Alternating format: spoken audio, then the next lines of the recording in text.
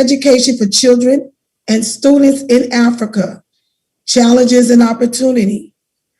Mission: to fulfill the birthright promise of life for children, students, and quality education by harnessing the inexhaustible renewable source of energy Africa is blessed with.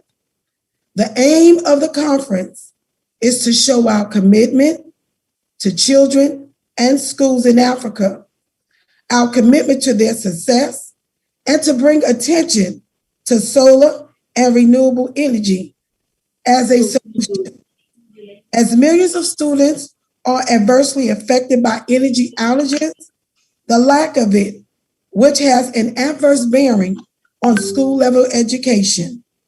The work we will do together will have an enormous effect on the African community, children, adults, and schools. However, by coming together to promote quality education in Africa will be life-changing. The conference is to bend the arc in the African school system.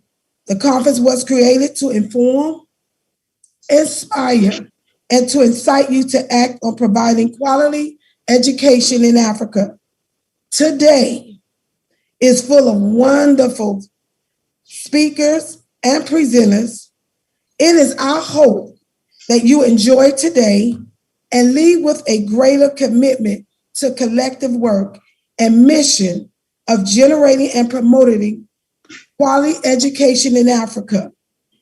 On behalf of the Leadership Conference Board, I want to thank Dr. Lionel D'Souza, Dr. Charles Ogutu, Dr. David Ayalo, and the leadership and staff for the incredible hard work and putting this fabulous event together. And now I would like you to bring your attention. We would like to welcome, let's welcome our distinguished guest speaker, Professor Dr. Bhavina Shukla, Vice Chancellor, Professor, Entrepreneurship, Leadership, and IT, Amity University, Uttar Pradesh, Senior Vice President, RBF, Noida, India, to deliver introductory speak and declare the event open. Professor Dr. Bhavina Shukla is MTech from IIT Karupa and a PhD from Queen's University, UK. She has over 3 decades of rich scholarly experience in industry, academia, research, and administration. Currently, Dr. Shukla is a professor of entrepreneurship, leadership, and IT, and vice chancellor, Amity University, Uttar Pradesh. Prior to this, Dr. Shukla has held numerous positions during 30 years of career with a strategic mindset and thinking ability. She has been one of the key team members spearheading and instrumental in the exponential growth of Amity Group engaged in higher education. She is a state architect of unique Flexi framework that includes Flexi choice, based credit system, outcome, based education, and education 4.0. Besides this, she has been instrumental in aligning the learning outcomes and operational outcomes with strategic plans of the university.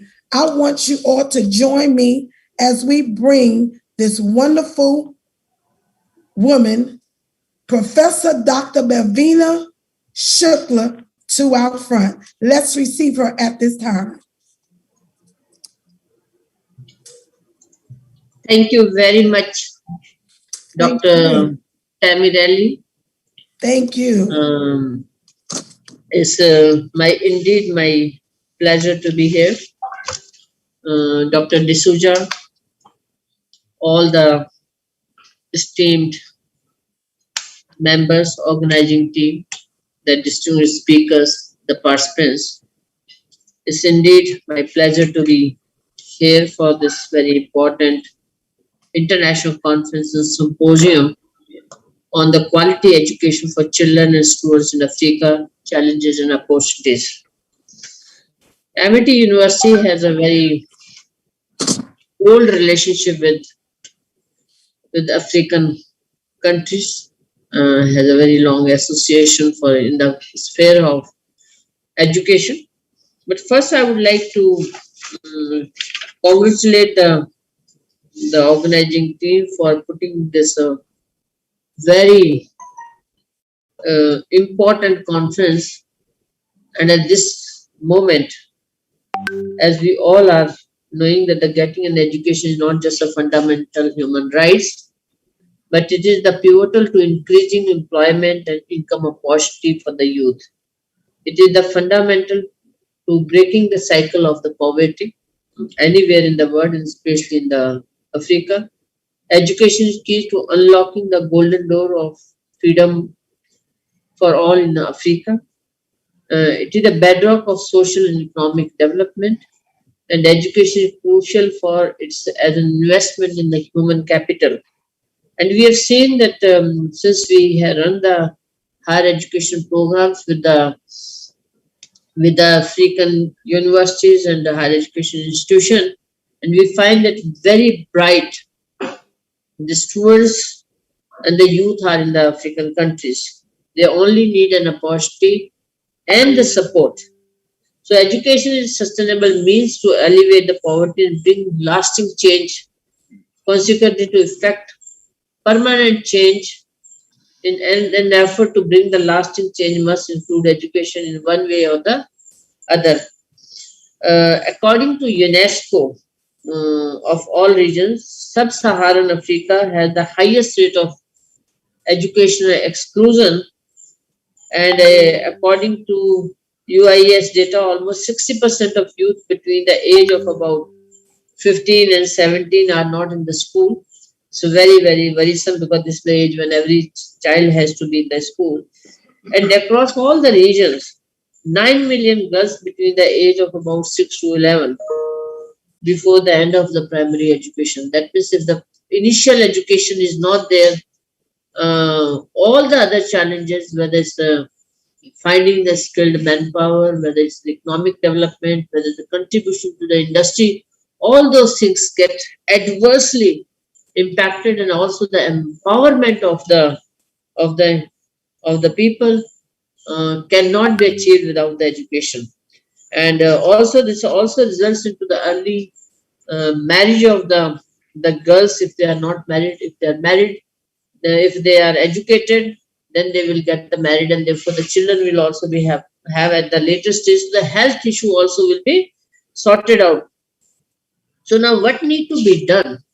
And we need to see that how the access to the school education to be provided, how there should be the scholarship to be provided to the students so they are able to afford their education, and how that help the how the power or the electricity can be provided in the regions, and also that how the mentoring or the support system can be provided. So therefore the access, quality and equity of the education system in the developing countries, especially in the Africa, it is problematic, but I would not say that it is not solvable.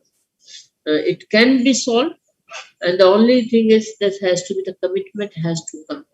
And our honorable former late president of India, and he had a vision that how we can help the African countries, and under the Amity Pan, it was the Pan African E-Network project with our late President of India initiated, and Amity was one of the education group partner to provide the education, where we have um, you know through this Amity Pan African network provided the education. And because in the globalization and collaborative development, where the partnering towards mutual goal is imperative, India and Africa are looking to common destinies to benefit the people of both the countries. While the success of such partnership can expand through trade, investment, and industry, but it is education that crystallizes the development of the country. Taking this forward, the Amity University Online India had created an online platform where the use of education technology is the key driving force for which has partnered with the Pan African E-Network project and over in the 53 nations of African Union by a satellite and fiber optic, and which has provided the effective communication for tele education, video conferencing, and also the support for student education under the Pan African Network project, which is funded by the government of India with a approved budget cost of $117 million, and which the Amity was a part of it. And the objective was that how to digitally connect India with all the 53 countries of the African Union through a dedicated fiber optic and undersea cable network, provide tele-education, video conferencing, and e-commerce facilities to the students. Amity's partnership with Pan African Network provided and brought, we provided the had signed the MOUs with 34 universities in African countries, in 33 countries, whether it was in Benin or Botswana, Burkina, Cameroon, Cape Verde, Central Africa Republic, Egypt, Gabon, Gambia, Ghana, Libya, Lesotho, Malawi, Mali, Madagascar, Niger, Rwanda, Senegal, Mauritius, Mauritania, and many other Ivory Coast and many other countries. And we offered about 60 online programs, and at the UG level, certificate level, diploma level, and as well as the postgraduate level. And over 9,000 students have graduated from Amity University. Even today, we are having nearly 5,000 students enrolled in various programs in the university. So Amity University is always looking forward that how we can support the not only the higher education, even the school education in the African countries, and we will be more than happy to work out with various organizations to support the youth and the children of school children of African countries and through the schools and all to provide them the quality education and to the support to make them confident, independent, empowered, talented, skilled, who can not only contribute to their families or the society, but they also contribute to the economic development or to the local industries, and which will definitely be enhancing the employability opportunities as well as it will be enhancing the economic growth and industrial growth. So we'll be more than delighted to engage in the school teacher education, their professional development. We'll be happy to involve in the course curriculum design and development, or maybe we'll be training and developing the principals leadership development program we can organize. So any area where you look at that Amity can be a support or contributor, Amity University will be more than happy. So I would like to once again congratulate the organizing team. The vision of our honorable founder president is that the education is the only medium which can empower the every individual and can contribute to the nation building. And we are fully with the we will be more than happy to support and help in the educational endeavors. We can also, if the teachers would like to come, and we can conduct the leadership program. If they would like to have the teachers come and see the what are the education pedagogies or any aspects and so they can come and be, because Amity University has more than 20 schools up to the 12th standard, including in Middle East, including Amsterdam, including Singapore, in addition to the 20 schools within the country. So there can be school to school relationship can also be built between the African schools and the Amity schools. With this, once again, I wish all the best for this conference, and I declare this conference and symposium open. Thank you. Thank you so much, Dr. Balvinda Shukla. That is a very remarkable. Doctor, I would like to especially, I would like to thank Dr. Leondi Suja for inviting me, and I would like to thank also Dr. Charles Ogutu and everyone who have invited me and given this opportunity to be part of this wonderful conference. Thank you very much. Thank you. Thank you so much once again, Dr. Balvinda Shukla. It is a big opportunity today for all of us in attendance to hear such remarkable opening words that only enlighten our hearts that we can all achieve bigger things. But that is a premise of the beginning. Thank you once again. Back to you, Dr. Tammy Riley. Once again, thank you, Dr. Shukla. We thank you for joining us. We thank you for your time. Thank you for your support. And seeing that this vision will come to fruition. We thank you. Now, we have a guest, and we would like to bring to your front another special guest, Dr. H.J. Gowrie, District Governor-elect 2022 to 2023, Rotary International District 3182.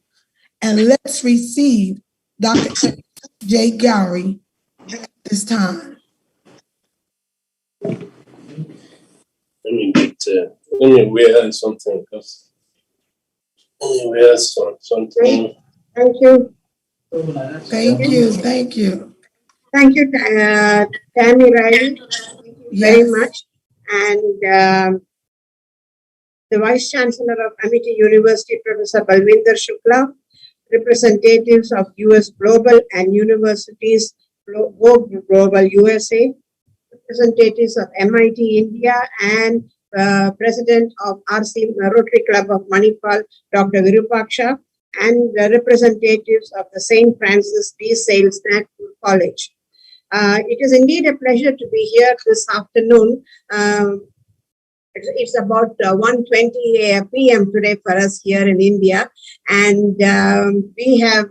It's a great pleasure to be in this seminar and with such a great project where we can give advanced education to the children of Africa. It's an honor and a privilege to be in this symposium.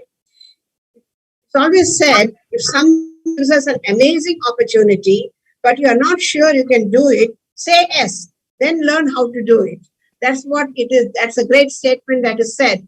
And we are finding it a big opportunity to go along with you and serve the children of Africa. The wider the range of possibilities we offer children, the more intense will be their motivation and the richer their experience. This is a well-known fact that education is the cornerstone of development. And without education, no nation can come up forward. So we have... a second?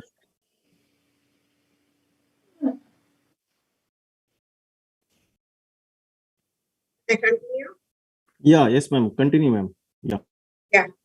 So in Rotary, we have got 7 areas of focus, and one of the main areas of focus is basic education and literacy. And Rotary Club of Manipal, we Manipal is a small town in the west coast of India, and it's an educational institution. Lots of educational institutions are present in Manipal.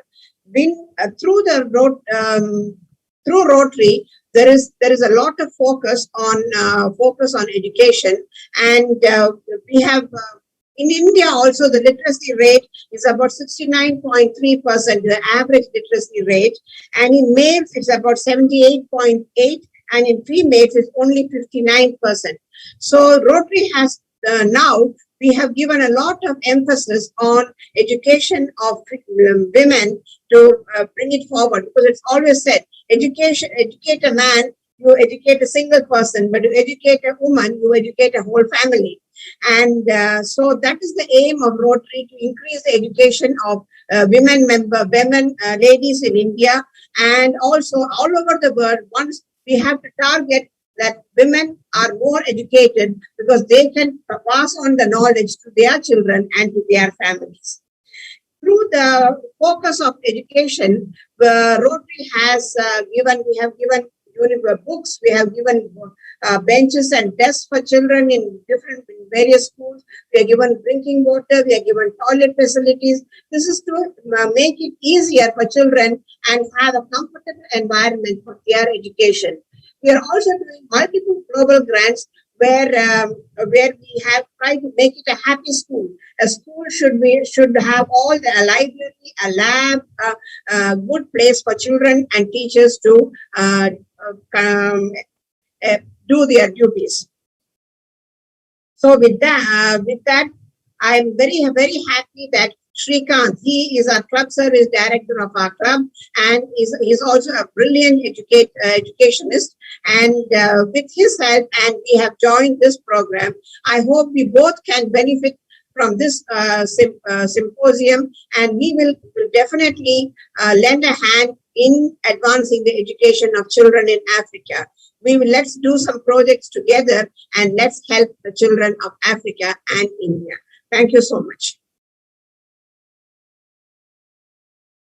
Thank you so much, Dr. Lori. DGE, it is certainly our pleasure to hear you give us such rewarding encouragement in terms of supporting the children of Africa. Education certainly is key. And I want to take this opportunity on behalf of University Go Global and US Go Global. Thank you so much for also gracing this. Thank you so much. Thank you. We appreciate that. And back to you, to Dr. Tammy Riley. Again, thank you, Dr. Gowrie, DGE. We thank you for the support and the wonderful work that you all are doing in the Rotary International District. And at this time, we just wanted to remind each and every one, as we move further in the symposium, that we ask that you limit your each speaker be mindful of the time that they were allotted, so that we can get to everyone. And I know there's great information that will be coming down during the hours, so we want to be mindful. And once again, thank everyone for their support on this morning. Our next guest speaker we have is Mr. John Odah.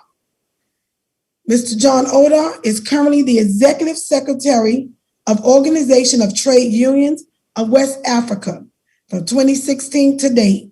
He has a BSc and an MSc in Sociology from the University of Jos, Nigeria in 1983 and 1986, respectively. He started with the Nigeria Labor Congress in April 1987 as education officer. He rose to become the General Secretary of NLC in December 2001 and retired from the service of the organization in 2013. He was a founding General Council member of International Trade Union Confederation from 2006 to 2011 and the Vice President of ITU Africa Region from inception in 2007 to 2011. Come on, let's welcome Mr. John Odah.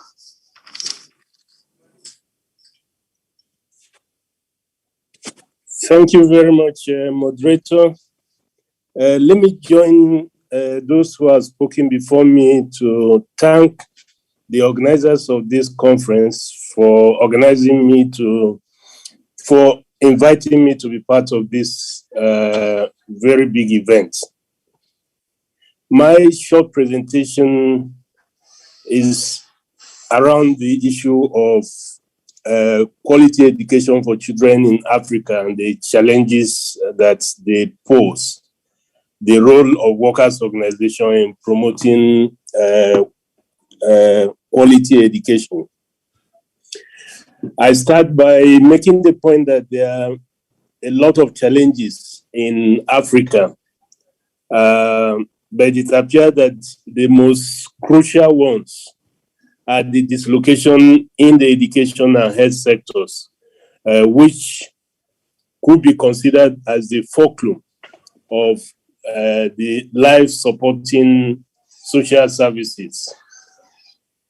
As have been pointed out even by the two speakers that have spoken before me,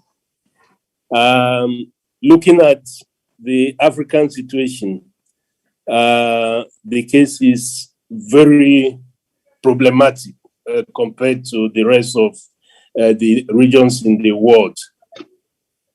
However, I want to start by saying that quantitatively, education in Africa has expanded dramatically in recent years. The median proportion of children completing primary school across the countries in Africa have risen from 27% to 67% between 1971 and 2015, according to the World Bank figures of 2020. The median proportion of children completing lower secondary schools across the countries of the continent have also risen dramatically, from a mere 5% in 1971 to 40% in 2015. These are enormous increases, yet they demonstrate just how far there is to go. However, when we look at this, when we compare these statistics to the figures from the other regions of the world, then the story begins to look more different. In Africa, nearly 1 in 3 children in the median countries does not complete primary school, and 3 in 5 fails to complete lower secondary school. Africa is the lowest performing region in the world in terms of school access by a significant margin. For primary school completion, all other regions achieve higher than 90%. For lower secondary school, the next lowest performing region has a completion rate of 75%, more than 70% higher than our numbers in the African continent. The linear improvement at that same rate, with linear improvement at the rate which we have made reference to, Africa would hopefully achieve universal basic education in 26 years, and universal lower secondary education in 56 years. Yet, access will likely not increase at a linear rate, given the increasing marginal costs of enrollment and the difficulties that children face. This means that we are not likely in the next 28 years, for example, to achieve what other countries and other continents in the world have already achieved. The biggest challenge that education on the African continent faces is the crisis of quality. Recent evidence from 7 countries in sub-Saharan Africa found that in 3rd grade, less than 2 in 3 children could read a letter, and only about half of the children could read a word or put numbers in order. A research effort by Patronus and Angrist in 2018 to combine data from different tests across region finds that learning outcomes for countries in sub-Saharan Africa concentrated in the bottom half of the learning spectrum, although they are not substantially lower than what would be expected for Africans' income level. A combined measure of schooling quality and quantity, the learning adjusted years of schooling, shows more African countries performing below what their income levels will predict. Further, the quality of learning outcomes does not appear to be rising in recent years. The test score data from the World Bank Human Capital Project show that for 35 African countries with 2 data points between 2000 and 2017, score fell for 18 countries and rose for 17 countries. Some of the inconsistent gains in learning may result from expanding access, as children with less preparation gain access to school and participate in tests. Average scores could fall even while learning is rising. What are the diagnoses for the type of situation that I've just elaborated? A number of factors have been identified as being responsible for the inadequate access and poor learning outcome in the educational sector in Africa. Some of these factors are institutional, while some are cultural, and in some cases, the challenges are as a result of socio-economic challenges faced by African parents and guardians. Let me start with the institutional one. Under institutional challenges, there is the problem of finance.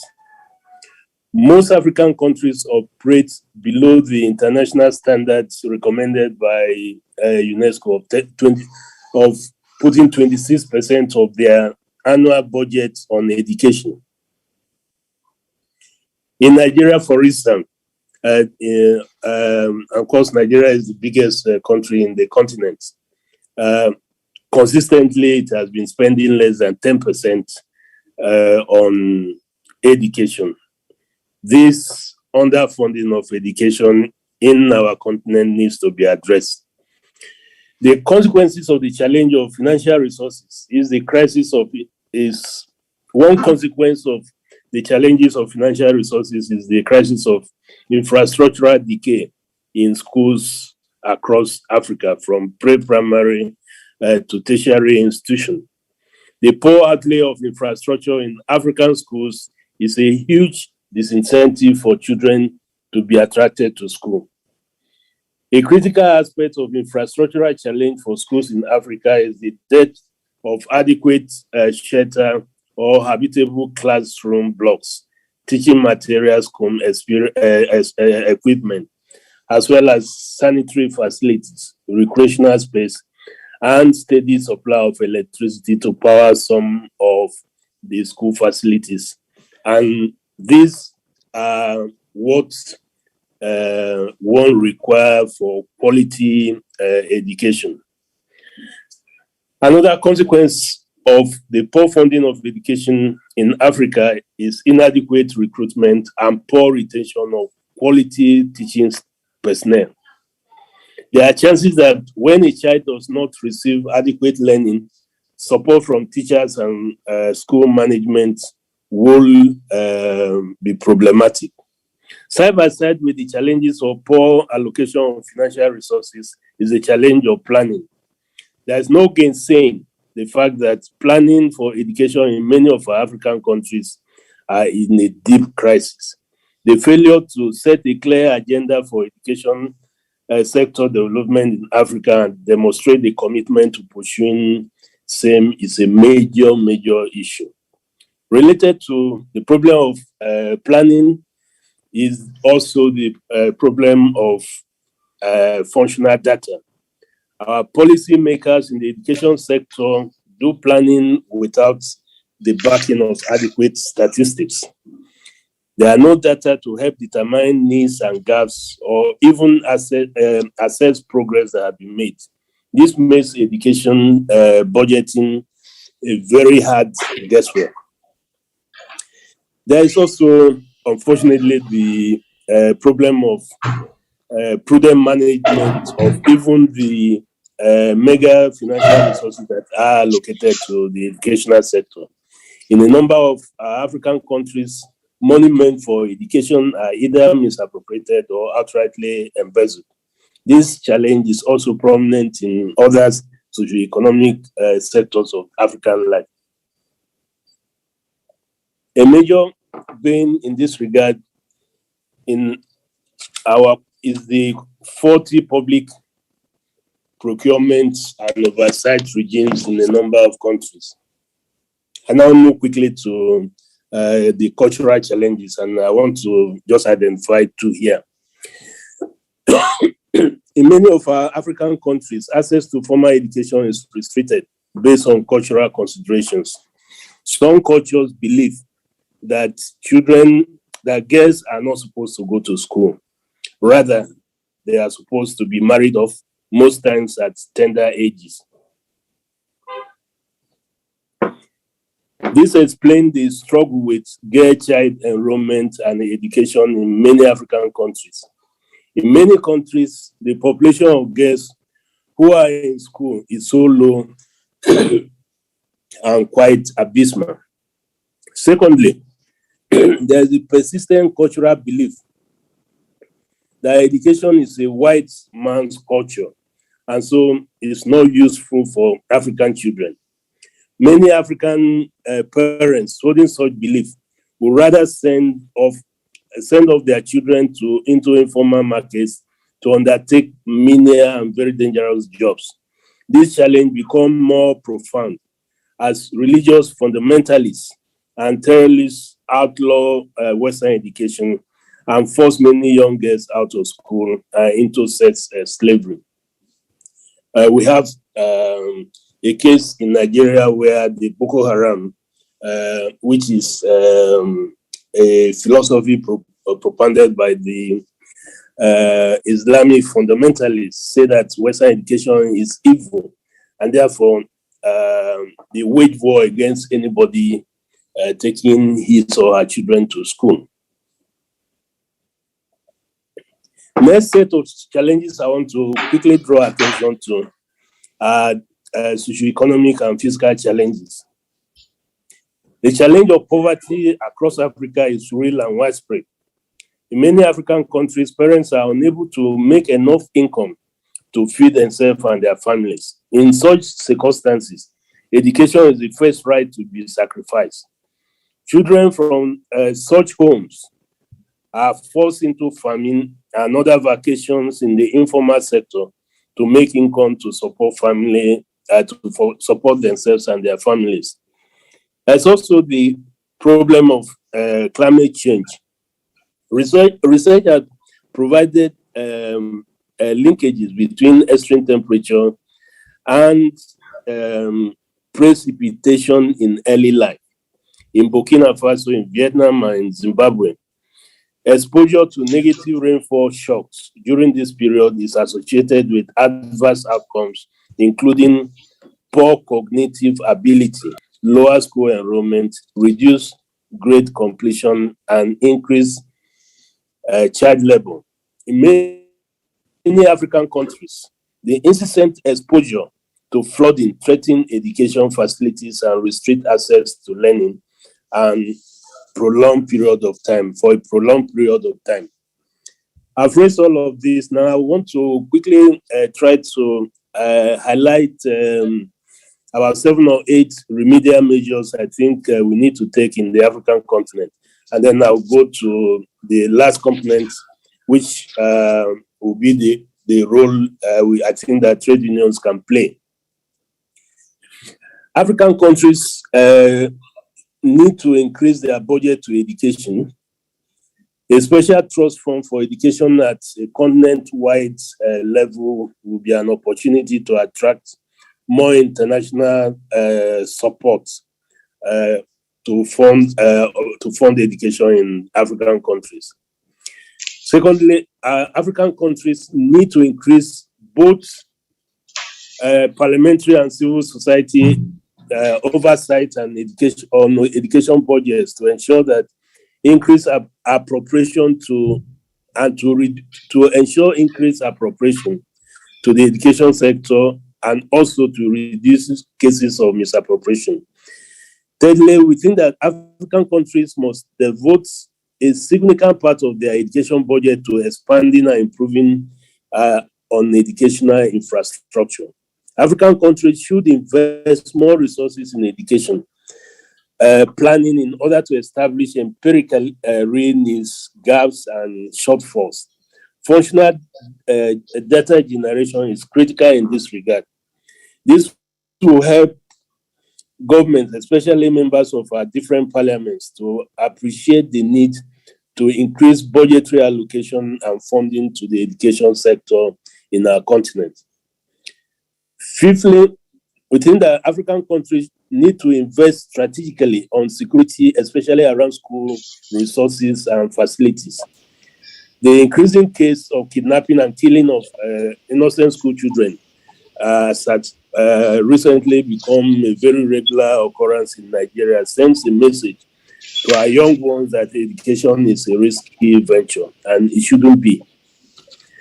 African nations, sixthly, need to deploy very robust public sensitization on the importance of girl child education and cultural practices that promote girl child school dropouts, especially early child marriage and girl child labor, should be criminalized in our laws. And finally, in line with improving school infrastructure, African countries can turn around the adversarial climate change impact on education on the continent by developing climate change adaptation equipment such as solar panels and bulbs, wind-generated electricity, and other forms of renewable energy for use in our homes and in our schools. And one was very happy that the earlier speakers had drawn particular attention to this particular area where they've been assisting a number of developing countries, including those in Africa. For us in the trade union movement, we think our first role should be that of advocacy. Unions need to make the right to qualitative education and full education their major thematic issue for advocacy. Such decisions and policy declarations need to emanate from the highest leadership structures of workers' organizations, especially delegates conferences of unions. Unions should also be strategic in their advocacy on education. Relevant stakeholders must be profiled and encouraged. Unions should keep record of progress made in this regard in order to properly monitor and evaluate the trends. Also, we need to place emphasis on the recommendation that the minimum funding that is required annually on education should be 26%, which is a global standard. And I then move forward to say that another thing that trade unions need to do is that since there are high chances that trade unions, especially those in the educational sector, would demonstrate higher commitment to addressing the issues in the educational sector. It is therefore important that labor centers should prioritize the organizing of workers in the education sector, as this will be a good launching pad to identifying, highlighting, and addressing gaps in the educational sector. Thirdly, I draw attention to what trade union education can do.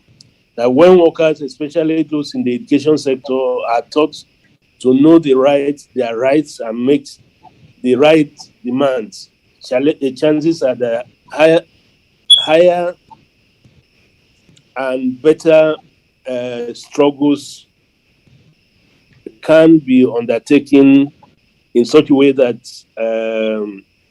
we can enhance the chances of the child to have proper education in our continent. I also thought about the need for trade unions to identify strategic international labor standards and other international instruments that protect the right to education. There are many ILO conventions, protocols, recommendations, and such standards I said needed to be inclusive. I think on this note, I want to stop here and take questions. Thank you very much. Thank you. Thank you so much for that wonderful presentation. Executive Secretary, Organization of the Trade Unions, Mr. John Odah.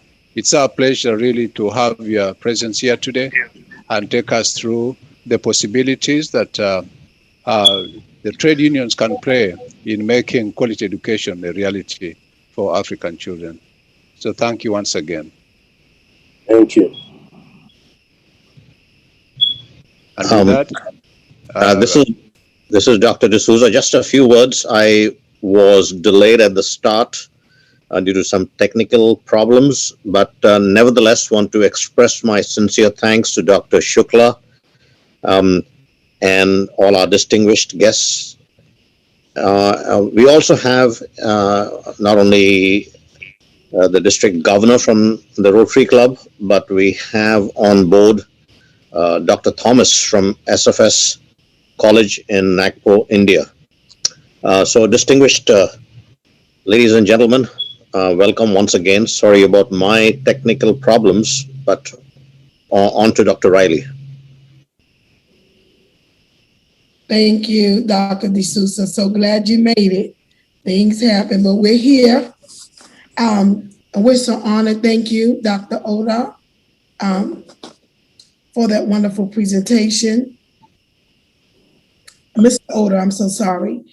And then at this time, we do have our next speakers, and we would like to welcome and present to you all Dr. Neelam Saxena, a distinguished and dynamic leader with 2 PhDs. Dr. Saxena is a professor and head of Amity Center for Entrepreneurship Development, Amity University, Noida, Uttar Pradesh. She has over 20 years of outstanding career spanning industry and education and is always at the forefront of business development, growth, and deeply committed to advancement of her institution and its students. Accompanying her today is Arvind Deshmukh, PhD candidate under Dr. Neelam Saxena at Amity University. Let's present them at this time. Come on through. All right. Thank you.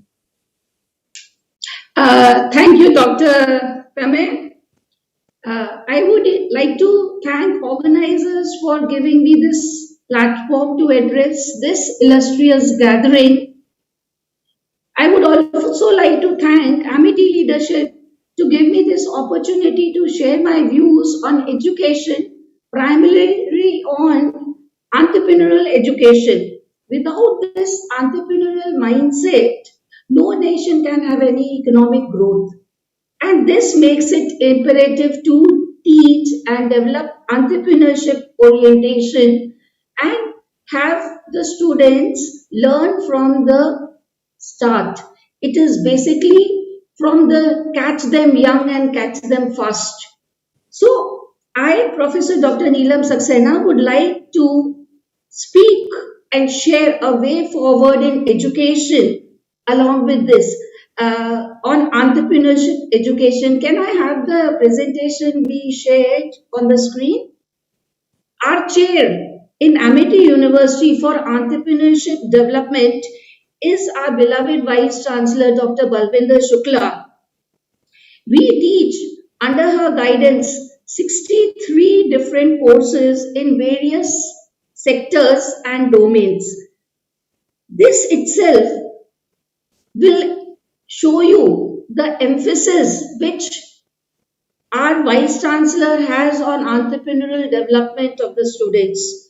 We not only have Amity Center for Entrepreneurship Development, we also have Entrepreneurship Innovation and Design Center, and we also have an incubator. So all the three-pronged approach to attract the young minds and start them on their own path is highly appreciated in our organization.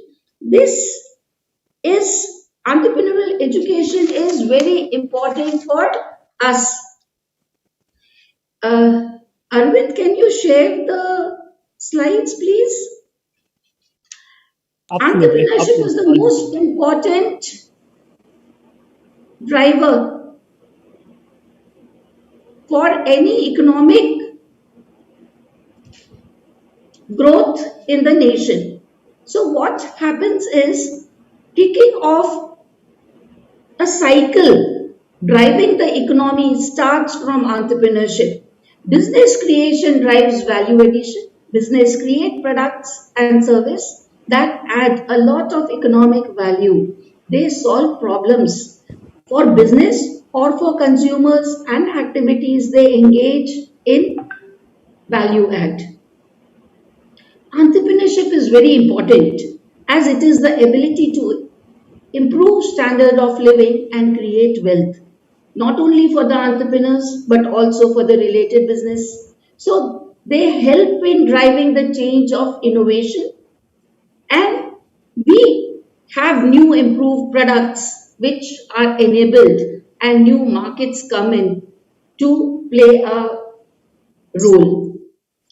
Entrepreneurship is, if well managed, can create more jobs on the continent and increase the middle class, which is essential in sustaining economic growth.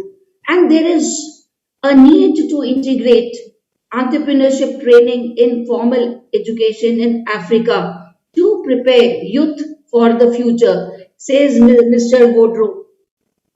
And there is a good news for Africa. 17 emerging countries are putting behind them the conflict, the stagnation, and the dictatorship of the past since the middle 1990s. And these countries have defied the old negative stereotypes of poverty and failure by achieving steady economic growth depending on the democracy, improving the governance and poverty. So, can I have the next slide, please?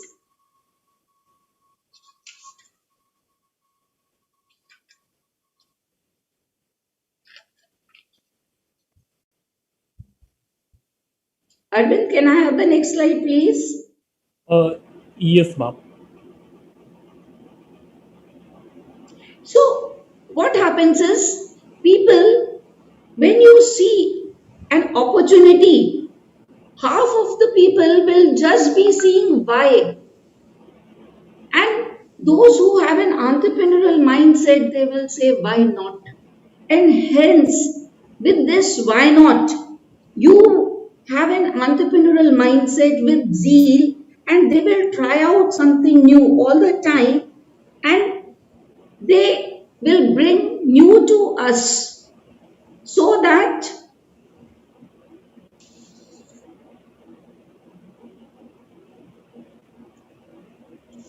can I be made the presenter?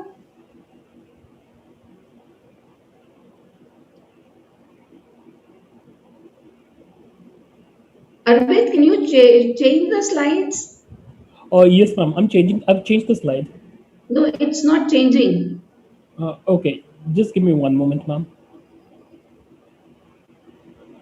Ma'am, that enable editing, you change enable editing, you click on that. Oh, And okay. yeah, that's okay, Now done. Yeah, now it's done. Yeah, Now it's done? yeah, Okay. yeah. That enable editing, you please click on it. Enable editing, that's all. Okay, yeah. I clicked on Then it. it Can you will see move my screen now? faster. Yeah, So you see done. things, you see things and say why. But I dream things that never were and say why not.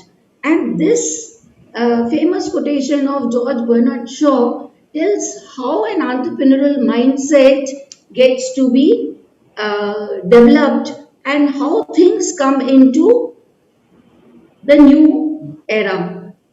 Next. So the presentation agenda is that we will be talking about entrepreneurship and the entrepreneurial mindset, why entrepreneurship, the need and the power of it, the entrepreneurial mindset, the person, purpose and the attributes associated with it. And the second part is Africa and the world, where we will be talking about the key resources, the students and helping students develop an entrepreneurial mindset. So entrepreneurship is basically you live your life for first few years like most people won't, so that you can spend the rest of your life like most people can't, because you would have been so successful by then. So developing an entrepreneurial mindset is imperative. It cannot be given to chance. So why do we need entrepreneurs? Miss Mukami has said that in addition to contributing job creation, entrepreneurship also helps the continent to solve some social problems that undermine progress. And she is convinced that in government of Cameroon, they have prioritized entrepreneurship as a key pillar for Cameroon Vision 2035, and this will change the ecosystem over there. So, for entrepreneurship to impact strongly African economic growth, the government needs to tackle certain challenges and develop certain mindsets in the youngsters so that they can take entrepreneurship forward. So, entrepreneurship will help in economic growth and increase the productivity of the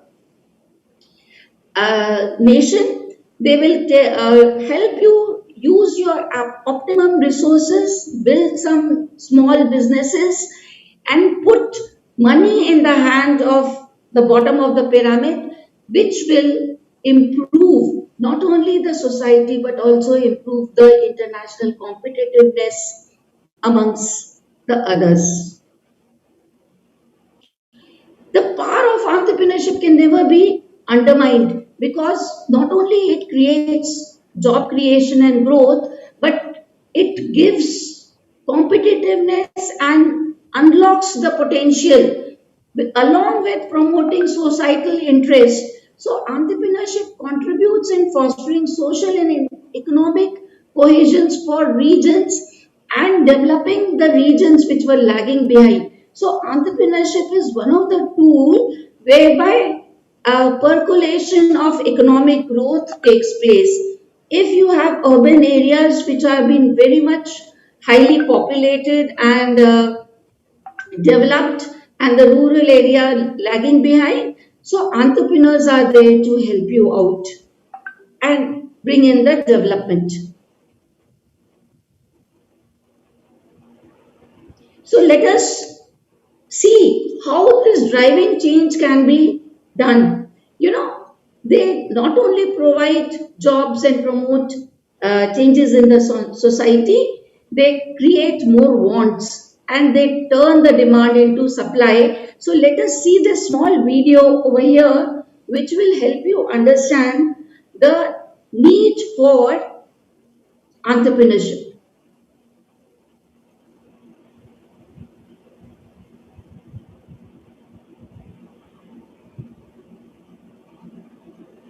Just a moment, ma'am. I'm just trying to play the video here.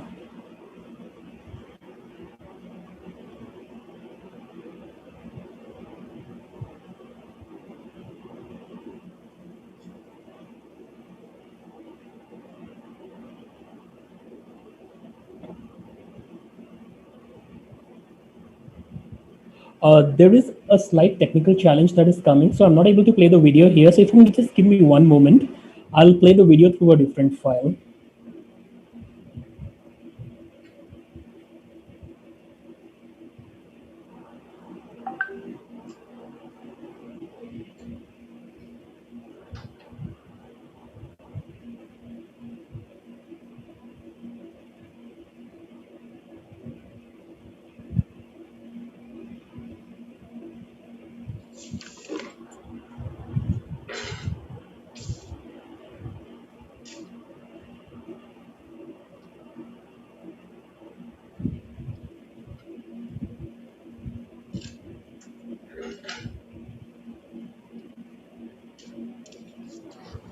I'm sorry, ma'am, this is taking a little bit.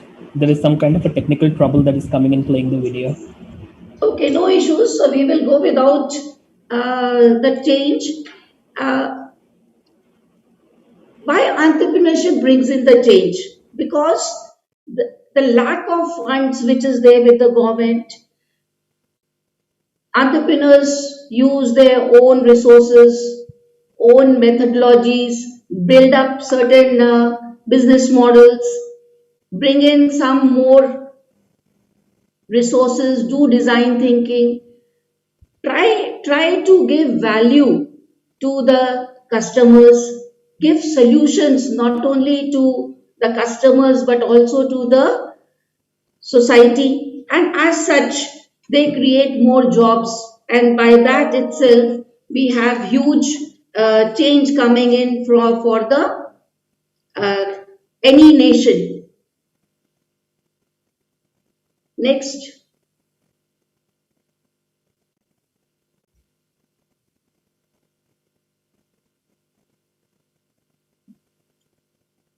So what is entrepreneurship?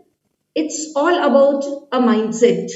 Entrepreneurial mindset is a set of attributes which will enable an individual to identify and harness opportunities and overcome challenges. Not only the individual, the outcome of an entrepreneurial mindset is never developing an enterprise. It is about developing and catering to the problems in hand, designing solutions for all the stakeholders and taking things forward. So entrepreneurial orientation, whether it is for individual or for the firm, it is always welcome, and hence developing entrepreneurial mindset in the students gets to be imperative. So, these are very famous entrepreneurs. Bill Gates used knowledge as a power to come up with a solution and cater to the globe. Steve Jobs became a magician. He could see something so different what others failed to see. He not only brought down PCs, he flooded the globe with iPods, shuffles, iPhones, and Pixar. All these firms contributed a lot to the standard of living of the society. Then you have Michael Adonije, your own billionaire, third most richest person in Africa, whose father was a school teacher and mother was a business woman. Had he not had an entrepreneurial mindset, he would not have made his billions. Through global.com, he started his journey from such a small work of selling soft drinks and converted this cold drink into a .com company and made his billions. So the mindset and the zeal is the most important thing when we are talking about any entrepreneurship, growth in nation. So catching the students young is the tagline, or you should say a hashtag, catch them young to develop entrepreneurially, so that they come up with ideas, so they have their vision and mission and convert this mission and vision into big organizations and grow them, make them to the next level. So capacity building and capability building can only come if they have their entrepreneurial mindset. So the attributes are that they should be very passionate, disciplined, opportunity pursuer, not ready to give up. They should be able to identify and pick up those opportunities which can be converted very easily where there is a problem, and leverage on the relationships, risk, and creative thinkers. These are all the attributes which are required in a person. So what we teach is, we teach to the students all these individual segments. So identifying the opportunity, they will be doing through generating ideas, evaluating those ideas, transforming the business ideas, having a design thinking concept, and doing a value proposition modeling, so that if you are able to convert value to any product, you will have customers coming in and taking the product. So identifying the opportunity is the first step which they should be able to do so. Then pursuing those opportunities and converting it into the value proposition and a business model and a business plan is very much essential. Next slide, Arvind. So there are three types of uncertainty. Risk is basically measurable statistically, ambiguity, and which is hard to measure, and it is true. With uncertainty, it is impossible, because we are all into a VUCA world. We cannot do the scenario planning for the future, and it is very difficult. We really don't know next 6 months what are we going to do. So for an entrepreneur, it is a very risk, because the probability of occurrence is going to give you a damage to the financially to the individual.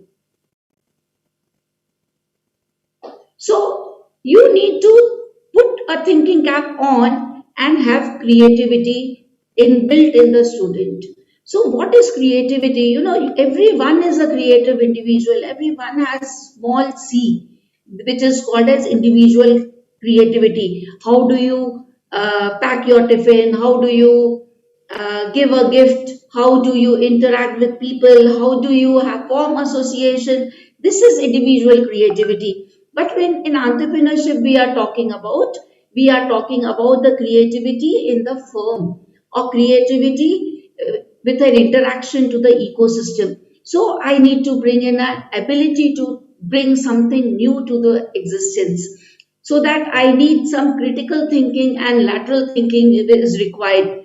It is a multidisciplinary approach, because I am now harnessing at the level where the ecosystem is going to be evolved. Various different personalities will be involved. So creativity needs to be looked in and developed in our students in a lot. I know why I'm not getting ID. Next.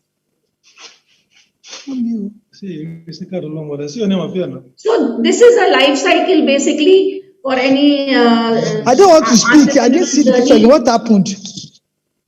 Where you require attitude, idea, opportunity, planning, startup, growth, and diversity to growth and diversify. So this is a normal firm life cycle and the entrepreneurial journey which any individual does.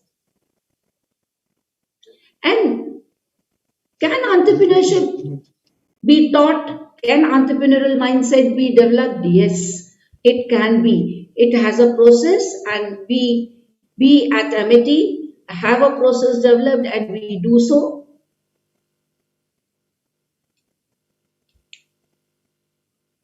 So what do you need to have an entrepreneurial mindset? Only small 4 things are required: positive attitude, clarity in your goal, resistance to fear, and curiosity.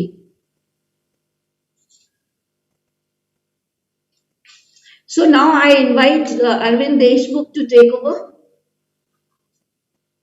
Thank you very much, ma'am. Thank you very much, Dr. Saxena. So, Dr. Saxena has beautifully summed up what an entrepreneurial mindset is and what entrepreneurship is all about, and how people can develop an entrepreneurial mindset to think entrepreneurially, to think from a creative standpoint, to think out of the box. And when we see entrepreneurship from the standpoint of Africa, we get an altogether different picture. So let me quickly play a video for you so that which gives you a little more idea about where Africa was a few years ago and where Africa is today, how much progress Africa has made over the past few decades, and now how the landscape is changing. Okay, so just give me one moment. I will.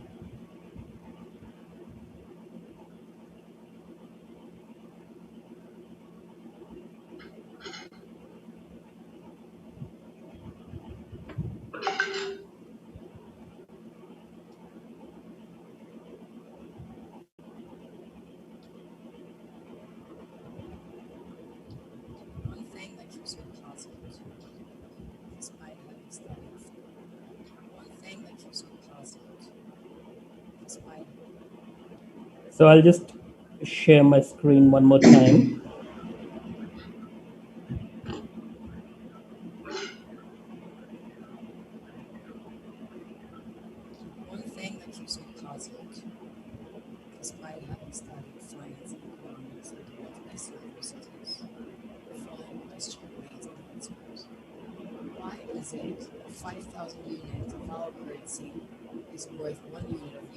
So is the video playing? Can everyone see the video? No, we are not able to see the video. Oh, okay. Okay, so let me try it a little Just differently. close and open, sir, once again. Just close the screen. Just close it and open once again. Okay, I'll do that. Yeah. Here, now you go back once again, sharing mode. Okay. Like, is the video visible now? Now it will come. Yes. Yeah. Now you give start. Okay, okay, okay. So Yeah. I'll start from the beginning. Yeah, it has come. Can it be heard? Can the video be heard? No. Take it on that triangular button you press. Play. Oh, okay, okay. Now I think it's audible. Great. Can you increase the volume? Just increase it there. It's quite evident.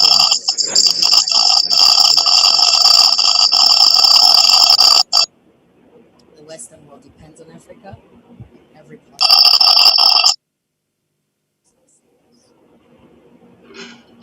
So how does the West ensure that the free aid keeps coming? The volume can you increase? Okay. It is there. Ma'am, are you able to listen? No, I am not able to. आप ऐसा करो sir, इसको पीछे करो. Just get the this one moving the slider. Get it back once again. Don't go back. Just restart it. Okay. So one thing that keeps me puzzled. Now it's coming. Despite having studied finance and economics at the world's best. You can restart the video. Just get it back. Okay. One thing that keeps me puzzled. Should I start from the beginning or should I? You can do it. It's just 5 minutes, right? It's 2 minutes. Just get it back. Yeah. Okay. So I'll start from the beginning one more time. Okay. So that everyone make sure that everything is being heard.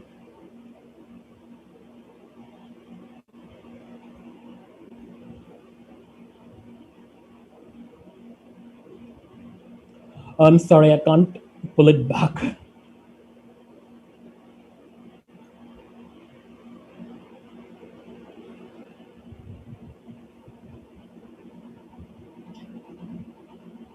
Arvind, I think you should try to do it again because this is the most important part which we want to showcase. Okay, I'll try to do it again.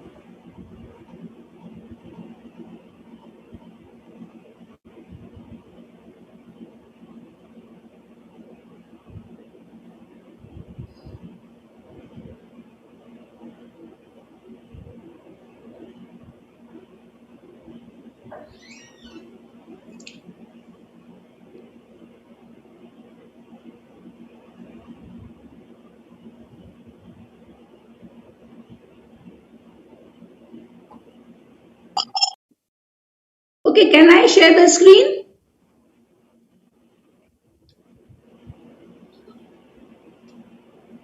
No, ma'am. Just 1 second. Yeah. I think, yeah, it is there. Abhi aap start karo. Keep the volume high. Keep the volume high. Okay, I have kept the volume at the highest. Ma'am, are you able to listen? No. Okay. Let me do this. Arvind, wait. I have Yes, taken ma'am. out the. Okay, I'll stop sharing. So, ma'am, yeah, if you can just share this. I'm so sorry for the technology here. No, that is because of the overloading. It's okay. The okay. Zoom has got some because if it's parallelly going on many events, then that overloading happens. One It's thing okay. that keeps me puzzled. And now it has come. Okay. Despite having studied finance and economics at the world's best universities, the following question remains unanswered. Why is it that 5,000 units of our currency is worth 1 unit of your currency, where we are the ones with the actual gold reserves?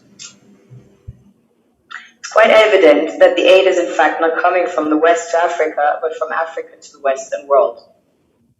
The Western world depends on Africa in every possible way, since alternative resources are scarce out here. So how does the West ensure that the free aid keeps coming? By systematically stabilizing the wealthiest African nations and their systems, and all that backed by huge PR campaigns, leaving the entire world under the impression that Africa is poor and dying and merely surviving on the mercy of the West. Well done, Oxfam, UNICEF, Red Cross, Life Aid, and all the other organizations that continuously run multi-million-dollar advertisement campaigns depicting charity porn to sustain that image of Africa globally. Ad campaigns paid for by innocent people under the impression to help with their donations. While one hand gives under the flashing lights of cameras, the other takes in the shadows. We all know the dollar is worthless, while the euro is merely charged with German intellect and technology. Maybe some Italian pasta. How can one expect donations from nations that have so little? It's super sweet of you to come with your colored paper in exchange for our gold and diamonds. But instead, you should come empty-handed, filled with integrity and honor. We want to share with you our wealth and invite you to share with us. The perception is that a healthy and striving Africa would not disperse its resources as freely and cheaply, which is logical. Of course, it would instead sell its resources at world market prices, which in turn would destabilize and weaken Western economies established on the post-colonial free meal system. Last year, the IMF reports that 6 out of 10 of the world's fastest growing economies are in Africa, measured by their GDP growth. French Treasury, for example, is receiving about $500 billion year in, year out. Foreign exchange reserves from African countries based on colonial debt it forced them to pay.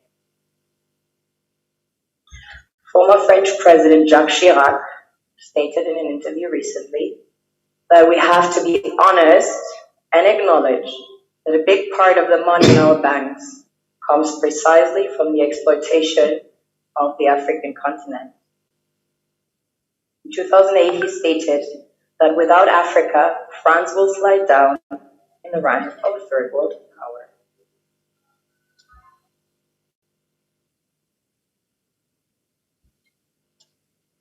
Arvind, thank you. Thank you very much, ma'am. Thank you very much for playing that. And now I'm going to share the screen, the presentation one more time, so that we can continue where we left.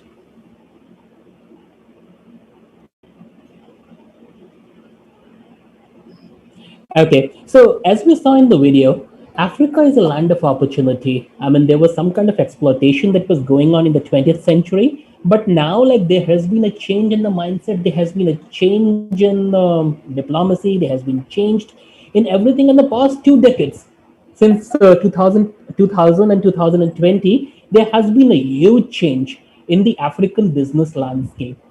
They are increasing disposable incomes. People have got more money to spend. Africa has got abundant natural resources. Africa has an expanding retail market. They have a better entrepreneurial system. People can do business in a more effective way, and the economy is resurging. Like as we saw in the TED talk, like 4 out of 10 emerging economies with the highest GDP belong to Africa. So this is the time when you have the opportunity in Africa. Africa is the real land of opportunity. It is not the West that is helping Africa. It is Africa which is helping the Western countries in their survival. So, and this time of opportunity has to be harnessed. So, where should the focus be? Africa has got abundant natural resources, but should the focus be on just selling the natural resources and making money out of it? Or should the focus be somewhere else? So like famous philosopher and writer Thomas Friedman, like who wrote the famous book The World is Flat, said that countries who get addicted to selling their natural resources, they rarely develop their human resources. And once their natural resources are gone, they will see that they are left even behind from where they started. So it is very important that the focus has to be on building human resources. And what is the most precious human resource that we have out here? Our students, of course, our students. And that is where the focus of the continent should be, to build the students, because students are the futures. Students are the change makers. So, and why should students develop an entrepreneurial mindset? So when we say entrepreneurial mindset, when we say like improving the educational systems and why students should improve their entrepreneurial mindset, there are reasons why the students should develop their entrepreneurial mindset. Developing an entrepreneurial mindset will help the students develop their creativity and innovation skills. They'll be able to think out of the box. Change cannot happen when you're thinking in a straight line. Change happens when you think out of the way, when you think about things which are impossible, which other people perceive otherwise. And that's the difference between an ordinary person and an entrepreneur, because an entrepreneur thinks differently. So if the students in Africa or the students all over the world, if they have an entrepreneurial mindset, they'll be able to think differently. They'll be able to think about things which can make a change in the continent, which can bring prosperity in the continent. They'll be able to take initiatives. Self-motivation is one of the biggest challenges that the world is facing today. People are not self-motivated. We have to keep pushing them and pushing them and pushing them. But those who have an entrepreneurial mindset are self-motivated.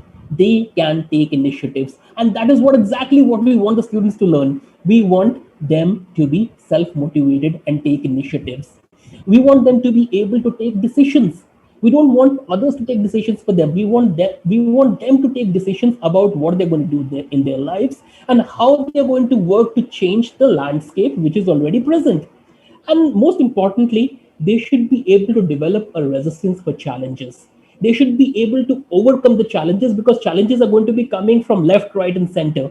Because whenever somebody progresses, there always challenges come. There are always barriers to innovation, and those barriers to innovations have to be surpassed in order to make sure that the innovation has become an opportunity. So that's why the students need to develop that resistance to challenges. And what can the students do to develop an entrepreneurial mindset? Now, this is the big question that comes. We want the students, the entrepreneurial mindset is going to help the students, entrepreneurial mindset is going to change the course of educational system. But how do the students in Africa and all over the world can develop the entrepreneurial mindset? Just three things. The first thing is start early. The schools should start including entrepreneurial education right from the very beginning. Even if it is as simple as setting up a lemonade stand, schools should start promoting entrepreneurial activities. They should start teaching teach students to think out of the box, to come up with ideas that are creative. So the entrepreneurial mindset needs to be built early. The second is to get hands-on experiences. It's very important that the schools, that the universities and the schools don't just give passive education. Like it's like just classroom whiteboard training education. They also give students an opportunity to practice their entrepreneurial skills by getting them the live projects. So it becomes the responsibility of the universities as well as the administrative staff in the education sector to bring live opportunities to the students to practice their entrepreneurial skills. So that's the second thing. You have to go hands on. And the third thing is go get the experience. Start working with the startups. Start working on internships with the startups. And once like you have the education, you have the skills, you have the experience, you will be an entrepreneur. The students will think like an entrepreneur and they're going to shape the future. So many countries in Africa have this vision that by 2030 and by 2035, like there is going to be a new revolution that is going to be happening. And that revolution will only be happening when we embrace the future through entrepreneurship. When we start developing entrepreneurial mindset in a most valuable human resource, that is the students. So with this, I would like to rest the case. Thank you very much, Dr. Saxena, for giving me this opportunity to come out here. Thank you very much to the organizers of the conference for having us here. And thank you very much. That would be all from my end. I'll stop sharing now. Thank you, Arvind, for taking us forward in this presentation. I would like to thank the organizer once again for giving us this opportunity. And we would like to take forward entrepreneurial education, mentoring, and the students forward in whichever way we can have a synergy created with us. Thank you. Thank you, Dr. D'Souza, Dr. Charles, Mr. Pradeep. Yes, Dr. Saxena, thank you very much. And indeed, we will be very happy to collaborate and, try and get entrepreneurial to the level and degree that is possible and really go out of the box in innovative ways to really progress on that front. So thank you once again very much. Thank you. Thank you. Thank you so much. Thank you so much.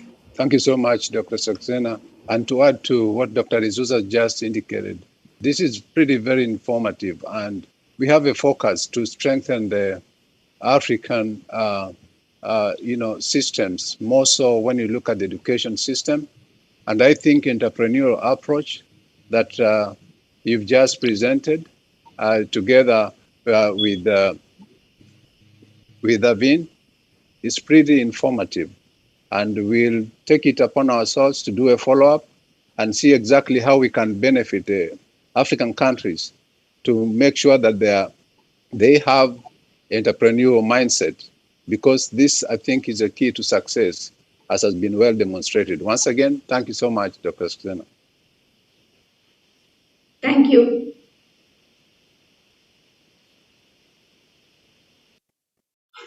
All right, once again, and I'd like to say thank you, Dr. Saxena and PhD candidate Arvind Deshmukh. We want to thank you both for a wonderful presentation. And it just came to mind a scripture in King James Version, be ye transformed by the renewing of your mind. So transformation is a mindset. It has to start in the mind. And we thank you for that awesome presentation once again. And we want to keep in mind and be cognizant of the time as we're presenting, because we do have some wonderful presenters that will be coming up in the next hour or two. So we thank you. We thank you. At this time, we're going to move to our next speaker. That is Dr. Satish Deopujari, MBBS Hans, MD Pediatrics, DCH Diploma in Child Health, member of National Academy of Medical Science, New Delhi.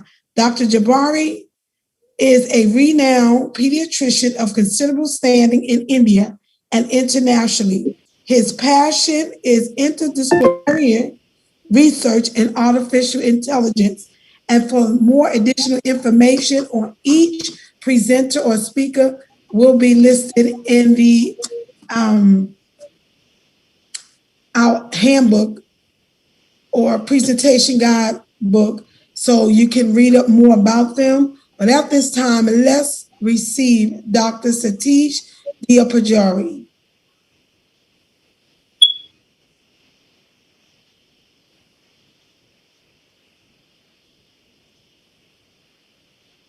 Hello. Hello. Hi, how are you? Wonderful. Good to see you all, friends. And I appreciate your efforts to have me here in today's meeting. Can you all hear me? Yes, we can hear you. Yes, we can. Now, one sec. I'll share my screen. Yes.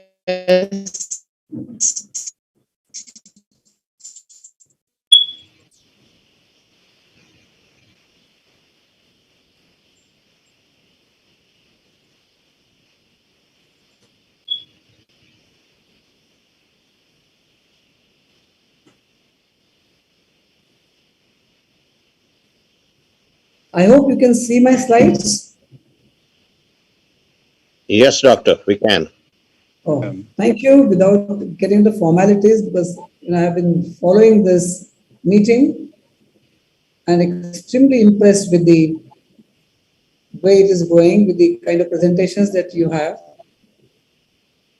So my focus would be on a concept which I call as KOB in education. What I mean by KOB is know, operate, and build. And I'm speaking of education in the early years before they go into graduation and those areas. Now this is, when it comes to Africa, one name strikes, Nelson Mandela. And what he says, education is the most powerful weapon we can use to change the world. And I honestly believe on what he says. Now, reaching education where it matters most is the most important. Because if you have an education there, and if it is not reaching where it must reach, then there is no wisdom in this education. There's a big difference in being educated and being wise. Most of the developing world is going through a bad crisis of being knowledgeable, but somewhere we lack that wisdom, and we lack what is important is as to what should we choose.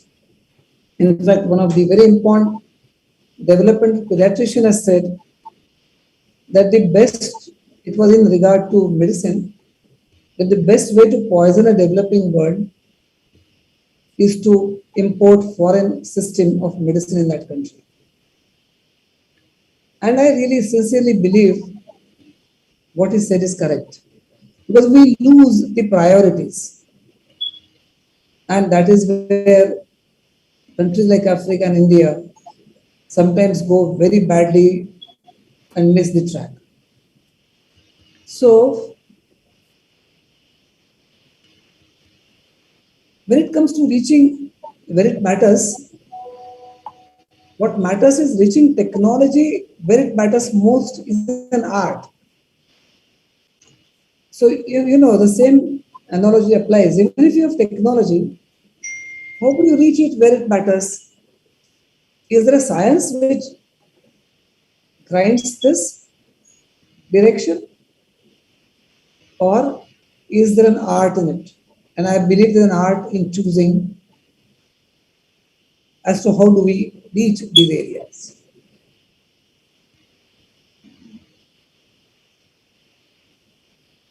Another extremely important thing is when it comes to problems, like, you know, we all have problems. We have a problem in your country, we have a problem in our country. And as I said, we have knowledge. But we are not students of some subject matter. We should be students of problems. What happens, and which is the worst thing that happens, is when you get experts in different fields, they are just too good in their area of subject. But the problem cut across the borders of subject matter, and there has to be an interdisciplinary research. And that is where my passion and love goes. Until we have, may not be a very wise, may not be an extremely knowledgeable person, but someone who has an inclination for interdisciplinary research, the knowledge would not go to place where it should, and it would be wasted. So we have to realize we should be the students of problems. And we know a problem will cut across the border of disciplines.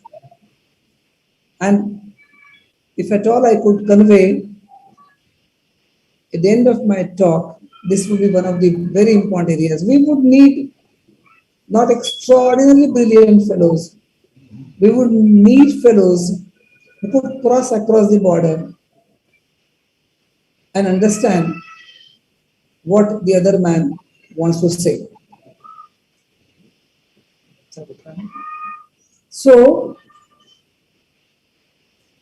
I will share you what I have done in terms of educating some young, energetic, idealistic, professional minds in my branch and branches lower than, say, just before the pre-graduation days come in. So what I did was, because teaching was my passion. I'm an intensivist by profession, but my first heart goes to teaching. Now to do that, I created certain of areas, so I'll just touch some of them, because touching all of them would be not easy. So one of the areas is we created simulators. When you talk of simulators, and when it comes to reference to the developed world like United States, very interestingly, the simulators come 10 times costlier, and I mean it 10 times costlier than what you're trying to teach. For example, if I want to teach a ventilator to our students, simulators for teaching ventilators are 10 times costlier. There's a paradox. In fact, any teaching material should be cheaper, should be affordable. You know, it just doesn't happen that you get a ventilator for $1,000 and you get a simulator for $5,000. And that is where I believe the gap between knowledge and wisdom is. But then, if that is it, may it be. For the developing world, we'll have to find our own solutions. So coming back to, we should be students of problems, and if our problems are ours, we need to kind of deal with them in our own way. So I'm going to show you what simulators we did. And interestingly, this is an interesting article that I came across. Pandemic highlighted the need for simulation-based medical education. What it means was that we need to make it economic, solution rather than getting beyond the issue of finances. So what I developed was, this is one of the news that came in the Times of India in our country, that we developed our own models for heart and lung functionings, and we donated these to some of the best teaching institutes across the country.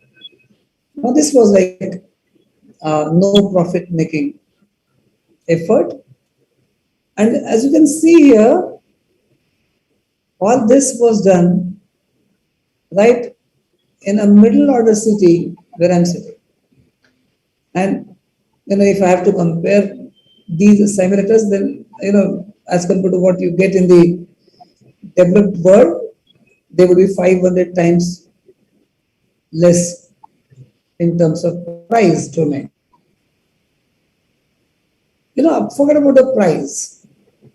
The fact that they were made right here where I'm sitting matters most. And why it matters most is that whatever is done by me is mine, belongs to this place. So you have a lot of pride, you have a lot of affection to that product, and you tend to get best out of it. So these were done by our own team, who are kind of biotechnology experts, and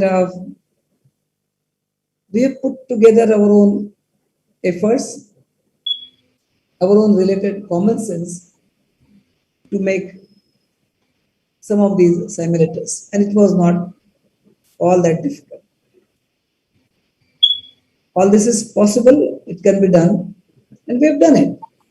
So we use them, and when I'm saying the no operate and build concept is, I go to the medical institute, teach these models and tell them that these are yours, improvise on them. So I empower these young minds to get a step ahead what we have done. And we mentor them so that if they have a problem, they could come to us. Like for example, in one of the models, a very simple model of we showed them and donated this model to them. And is there a disturbance here? Can you now hear? Yeah. So we donated this model to them, and we told them to improvise a step more. So I'll actually show you one of the models that is very, very simple. You would laugh at this, but this simple model can explain how the lungs function. And to my surprise, there are a good number of students who offered to join this no operate and build concept. So then we showed them the model, told them to work on it as to how this is not matching the actual function of lungs. So find out the fallacies on these models, find out where we can improvise on them. And when it comes from their own pockets, their own efforts, we see a big difference. So this generates the interest in them that make them locally. In this pandemic, we have learned one thing. That is we have to have our own gadgets. And this thought should start earlier, the better. So this was one of our efforts which we made. And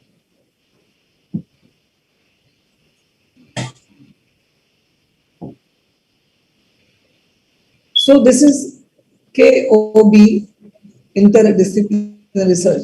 So, I'm showing you this model. I hope you can see. And I'll introduce you to Vaishnavi. So all of us work together. And I have a very young brain, Abhay. Abhay is an expert in mechanical ventilation. So look at this model. Now, I brought this model.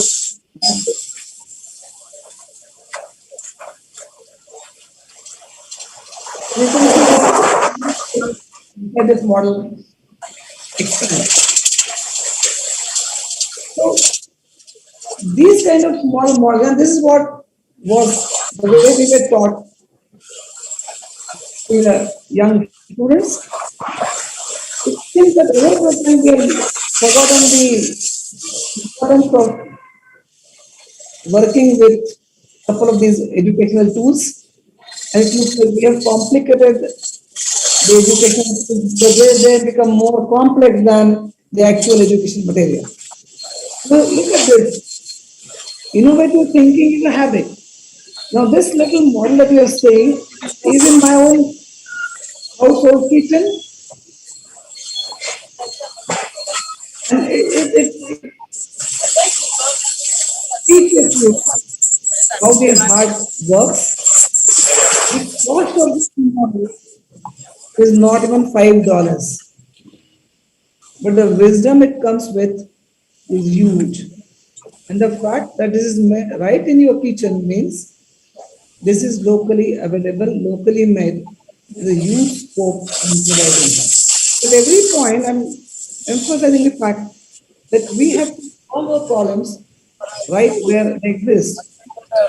And the mistake we make is we look at across the border on solving our own issues. And in education, it matters most. So this is the model of the heart. And I know there's fallacies in the model. So the next question to ask is point out the fallacies. Correct them, improvise them, and go ahead.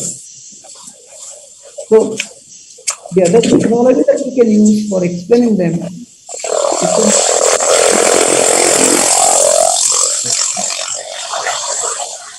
I think sometimes mic is creating a lot of disturbance.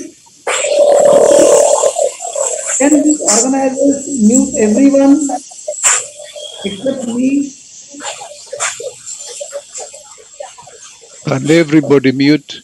All attendees, can everybody mute? All attendees, can everybody mute, please? Thank you. Thank you. Of the animation that you have seen, someone is enjoying a nice mobile ride, it looks like. Yeah. Thank you, Collins, for having muted yourself. Now you see the small bit of animation that you see here. So I not only learned animations, use them in the best of ways to teach, and then made some nice movies. I'll show you one of them, which explains how the heart works. I've tried this teaching undergraduate and pre-graduate students, and then after having shown them, we would try and go a step ahead and see as to what are the fallacies in these models. So what you see is a nice animated movie which goes further in trying to teach the most important teaching in medical college called as cardiac cycle. So if you look at the way this teaching has gone, it's gone a step ahead every time. While this was getting developed, the students developed the art of animation. They developed the art of making a small little animated movies. And the best part is, this was not forced onto them. This is their own creation. And thus, it gets into your body much easily and the way it works. So there are certain physical models. Short of time, I'm not able to explain you everything, but this also talks about the various things that are useful in physiology. And all these are developed right here. The cost is peanuts. The thing that we experimented with teaching is developing apps. And since now, and I'm sure this happens with your place, everyone is enriched with a mobile phone. Of course, mobile phone gets into a bad name for the screen time, but they do have a lot of creativity to do. And developing apps for education would be another interesting thing that we must experiment, taking care that nothing is done more than what is necessary. So I don't expect them to be on the mobile every time, but when they need to learn, this is where these apps could help. They could simplify real complex mathematics, make them playable. And I can assure you that if we really adhere to this, we could have all our games teaching us what matters, education and wisdom. And again, at hardly any cost. So we developed a lot of teaching apps. Of course, for developing these apps, I would suggest if it comes to teaching, one of the software which every teacher must understand is Microsoft Excel. And this can really make a couple of these, the worst thing in mathematics, as I'm sure a lot of us would understand, is an academic terrorism which goes with mathematics. And mathematics is the crux of trying to learn what complexities are going to happen. And if we could make mathematics playable, there's nothing like it. And Microsoft Excel and transforming this into making an app is a way to go. So these are a couple of physical models I'm showing you. As I said, someday we could have a session on a couple of the apps that they are now a part of some of the most known books across the world. So we used a couple of these to make teaching less traumatic. As you can see, third most important thing would be locally available resource. Now that is extremely important, that we make best use of what is available locally. And that is where, with Nelson Mandela, Mahatma Gandhi ji was a big name. And it looks like we've forgotten a couple of important things, that whatever we do should be locally applicable and locally made. So locally available resources are important. So these are a couple of classes where I used to teach, and these are lower socioeconomic schools run by the Corporation of Nagpur, and it was pleasure teaching these young students and empowering them, involving them into every little thing that we do. For example, here I'm trying to teach them how do you take blood pressure. Now, in this pandemic, if we would have become wiser slightly, and if we've had to use 16, 18 age young boys and girls into saving lives, these kind of small skills would have gone a long way. So we need to teach and empower them what matters most in that area, and by involving them and just not being a monologue, trying to explain the complex mathematics that goes with it. So this little thing shows, don't copy. And it's very important that we set our priorities. These certain models of teaching which were developed by us. And again, coming back, reaching knowledge where it matters most is the crux. Having knowledge with nowhere to go is the misuse of wisdom. That is the most important thing that should come at this moment for all the developing world. Now, I'm not going to go through the variety of things where we were involved, but just to summarize, imagine a place where we do what matters by using resources of the locally available situation. And the most important thing would be shaking hands.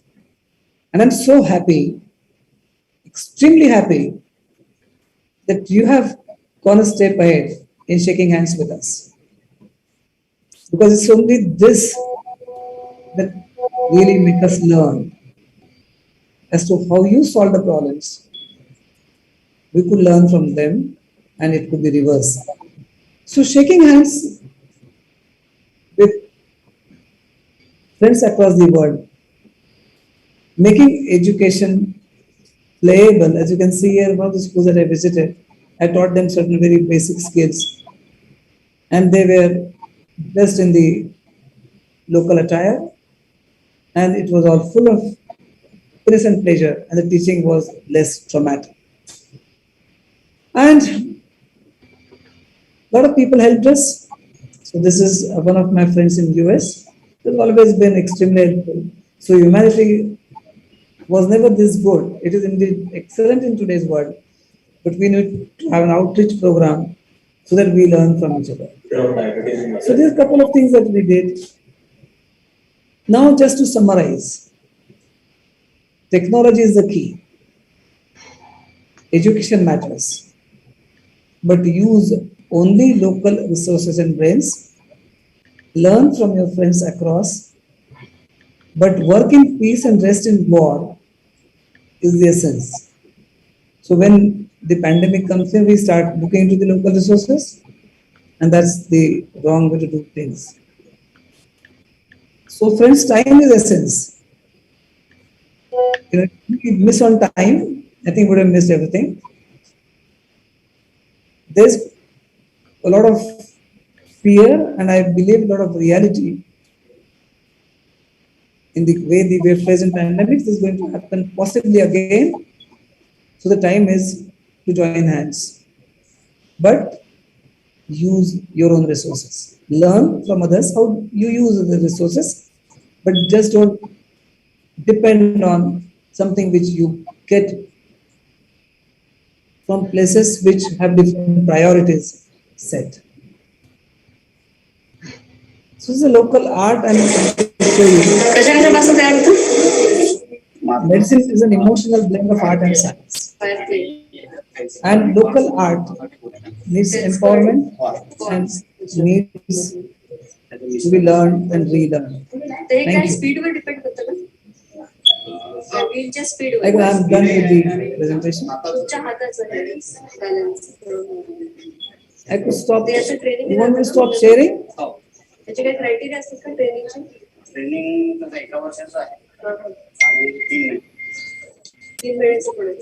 Should I stop sharing?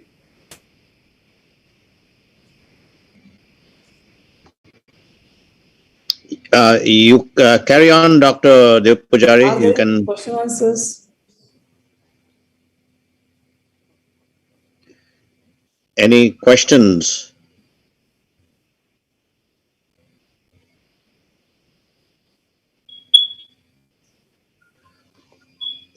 Well, I don't have a question, but I think it's been an outstanding presentation on telling us on how to, the new approaches to teaching, and really a different model. Doing it really enforces knowledge.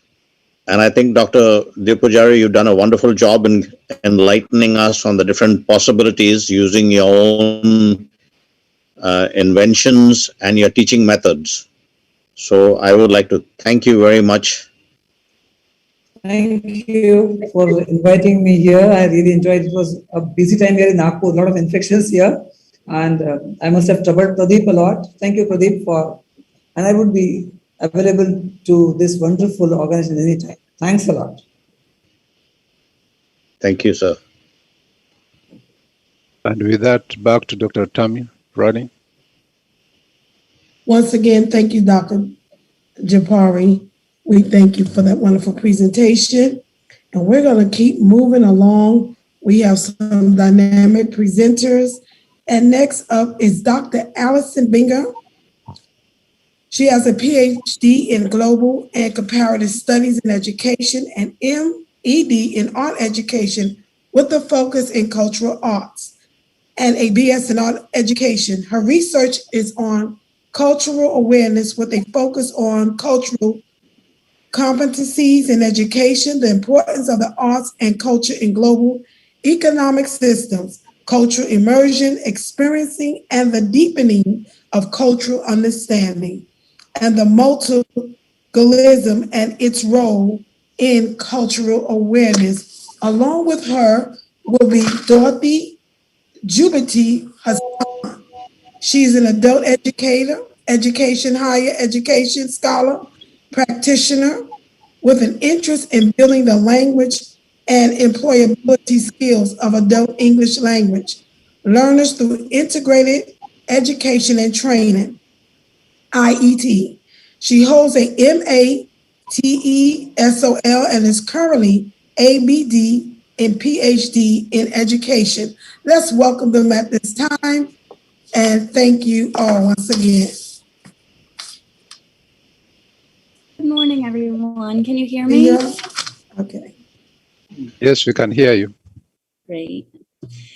It's morning here, and I'm in Pennsylvania in the United States. It's about 5:30 in the morning. So thank you for having both Dorothy and I.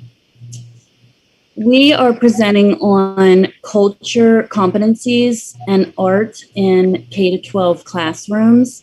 So I thought I would start with a video on why this, like what could including art and culture in your education systems help? Like why would that be important? This is a beautiful world. I'm Heather McElhatton, and this is a beautiful world. When it comes to renewals, it's not a question of nice to have. The world of the 21st century need to have more renewables. We've seen here in Denmark, it is doable. We see it in Europe. That's Connie Hedegaard, former European Commissioner for Climate Action, talking about the world's increasing need for renewable energy sources. I think in order to scale things up, it would be so good to have some more input from artists, from creative thinking people who know how to landscape things in a better manner, who can show the attractive visions, who can show that to take climate change seriously, it's not about gloom and doom. It can be a positive vision. Can you not see the video? Okay, We are not seeing the video, but okay. we can hear the voice. You can hear the voice but not see the video. Okay, let me try and share. Can you see my screen now? Yes, we can see the screen. Okay, let me try the video again. It can create beauty. This is a beautiful world. I'm Heather McElhatton, and this is a beautiful world. When it comes to renewals, it's not a question of nice to have. The world of the 21st century need to have more renewables. We've seen here in Denmark, it is doable. We see it in Europe. That's Connie Hedegaard, former European Commissioner for Climate Action, talking about the world's increasing need for renewable energy sources. I think in order to scale things up, it would be so good to have some more input from artists, from creative thinking people who know how to landscape things in a better manner, who can show the attractive visions, who can show that to take climate change seriously, it's not about gloom and doom. It can be a positive vision. It can create beauty. It can create something that all of us would like to be a part of. While many new renewable energy technologies exist, and many people support them in theory, not everybody wants black glass solar panels on their roof or a big wind turbine in their backyard. Robert Ferry is an architect specializing in renewable energy technologies and knows about it firsthand. Well, we want to change that conversation. We want people to want renewable energy infrastructure next to where they live and work. We want to make it sexy. We want to make it something that people want to have and learn about the technologies at the same time that they're living with them and among them. Ferry began a competition back in 2010 to create sustainable energy art. That's artwork that can produce industrial scale clean energy. And the competition is called LAGI, the Land Art Generator Initiative. The Land Art Generator Initiative, or LAGI for short, is a global initiative to invite creatives around the world to imagine the beauty of our renewable energy landscapes of the future. LAGI is held in a new location every other year and has several other ongoing projects around the globe. But the goal is always to create public art that also generates power at a utility scale. Imagine a work of art or a sculpture that can also power your house.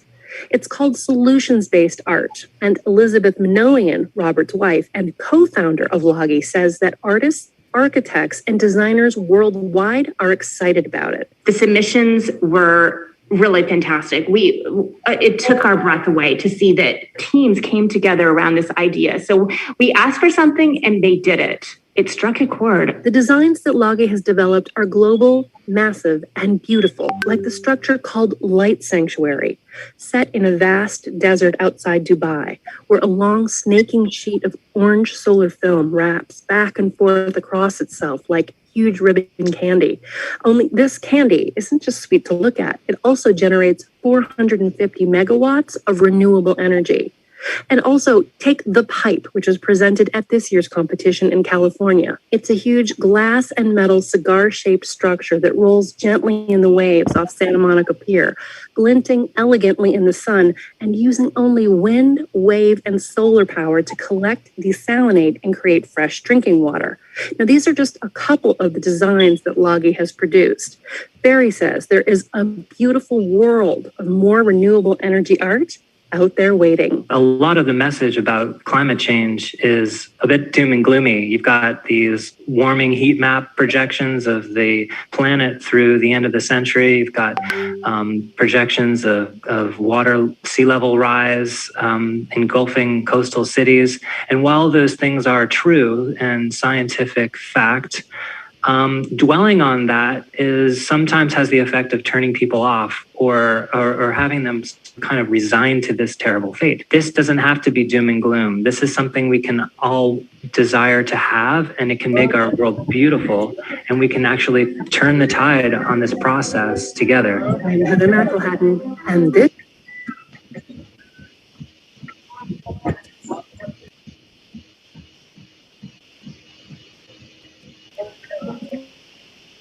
So for us to collaborate globally, there are two areas that you can focus on, or we can focus on in our education systems.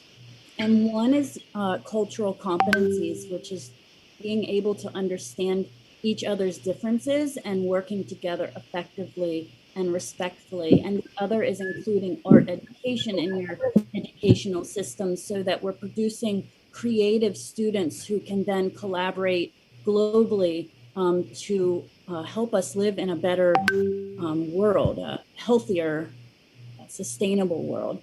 So cultural competencies, there are several areas that your students should know, or all of us should know.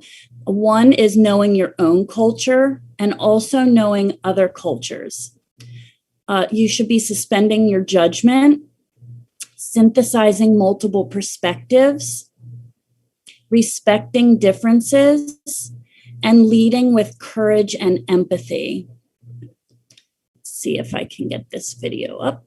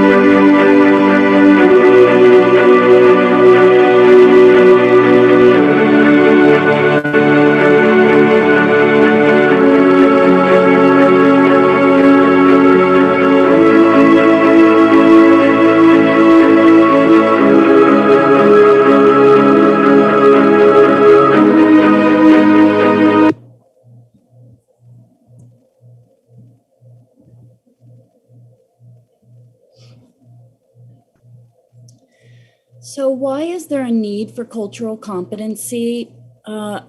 Three main reasons. One, global communication through technology has increased dramatically. I mean, we're all sitting here in different parts of the world talking, and that didn't happen before the internet.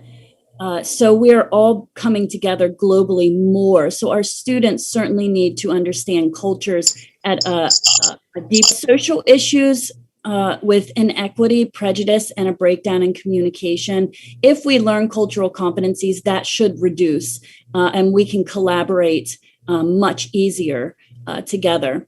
And to create a platform for global creative initiatives, as we're talking about here today. So what does cultural competencies look like in a classroom? So for knowing your own culture, you want to look at what makes up your culture, the foods that you eat, clothes that you wear, language or languages that you speak, religions. Same thing when looking at other cultures. Look at the clothes that they're wearing, the foods they eat, the way people speak or communicate together, because they are different depending on where you live in the world and what your culture is. And then suspending judgment. Some techniques that you can use is teaching your students how to balance emotions and their beliefs with facts, pausing and taking a breath if they have a judgment or a negative emotion. Consider consequences of your choices and getting other people's perspectives. So when gathering and synthesizing others' viewpoints, some techniques for that are listening. Check your ideas against facts, use science-based research, and know your opinion and other opinions both are valid. Respecting differences, some techniques for that. You can teach your students how to listen and be present instead of just reacting to maybe their emotions or their belief systems. So that listening and being present and patient is super important. Address mistakes, respect other people's boundaries and belief systems. You can make judgments on what you consider right and wrong. And the last is empathy. So focusing on the welfare of others, putting yourself in other people's shoes, and also reflecting on the situation from your perspective, but also from the perspective of the other people that you're interacting with. I'm going to hand it over to Dorothy. Good afternoon, everyone. So at this point in our conversation, we have arrived at what is art education. So art education is defined as the process of learning and how to create and produce the visual and performing arts, and how to understand and evaluate art forms by others. So in that conversation, of course, you will teach students about the elements of art: line, color, shape, form,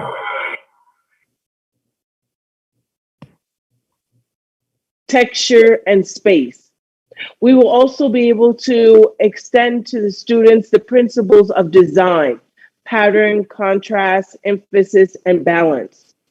The U.S. National Art Education Association defined the U.S. national standards of art education. And they said that students should understand and apply art, media, and processes, that they should use visual art structures and functions. They should choose and evaluate a range of subject matter, symbols, and ideas. And lastly, what we are presenting today is understand art in relation to history and cultures. Next slide. The need for art education persists. It's not an extra. It is a core part of a holistic curriculum. With art education, we are able to teach students creativity. That creativity assists in the generation of innovation. It's the ability to see a problem a new way. When we talk about even higher education, just a few weeks ago, I attended a higher education administrators conference with Arizona State University, and they were talking about transcending the way that we talk to students by asking them, what is your major in school? What are you studying? To what problem do you want to solve? Opening inquiry based, we are teaching our students about innovation. Innovation is different than creativity. It's the act of turning creativity into a product. So with creativity, we're opening these minds to think outside of the box. And with innovation, we take those ideas and we turn them into deliverables of an actual product. Aesthetics, the arrangement of the art elements to be beautiful. I don't think there's been one presentation yet that hasn't talked about the effects of the global pandemic, COVID-19. And with all of the devastation that continues to wreak on our globe, there are some good things that have come out of the pandemic. And one of them is time for us as individuals to create, enjoy, and recognize beauty. So this is an important part also of art education. Though many of us, educators and non-educators, students and parents ask, why is creativity, innovation, and aesthetics important? It teaches our children how to develop our world into a safer, more comfortable, happier world to live in. Next slide, please. Visual art ideas for in the classroom. So it's always, we come up with these fantastic ideas, and we want to make sure that you have some practical ideas about how you can make this happen in the classroom. Drawing, pencil, marker, crayons, self-portraits. Self-portraits is something that I do often in an adult ESL classroom. We have, anytime we start a new course, if it's an 8-week course or a new term, we always have these icebreakers. And even us as professionals in our fields, we attend professional development exercises like this, and there's an icebreaker. And those are also sometimes very nerve-wracking. What are they going to ask me? How much information should I divulge? Should I be absent with my personal information? Self-portraits is a way to allow students, young and old, to present themselves to the instructor and their peers how they see themselves. They're able to present their expression of art and say who it is they want or how they want you and the peers to see them. Painting, tempera, acrylic, oil, paint, and marker flowers. In K through 12, we've talked a lot at the beginning of the pandemic about alternative seating, letting students learn and sit how they feel most comfortable. With paint and marker flowers, we can also allow students to design their own learning area, to design their own learning space so that they can also promote autonomy as a learner. This is their space. They can take ownership of this learning and this space. Weaving, string, yarn, cloth. I will not bore you because we are talking to educators in Africa and India who are top-notch in weaving. And it's such a beautiful art that we as Americans get to look at and say, wow, it's an identifier in the cultures, in African and Indian cultures that we so admire. So that, of course, is something that we can use to share the unique and distinct cultures around the world with our students. Sculpture, paper, wood, plastic, metal. Again, these paper sculpture projects get to teach our students that there is that there is worth in their ideas and their creativity and what they have to say, and to introduce them to the idea of producing and contributing to the world as global citizens.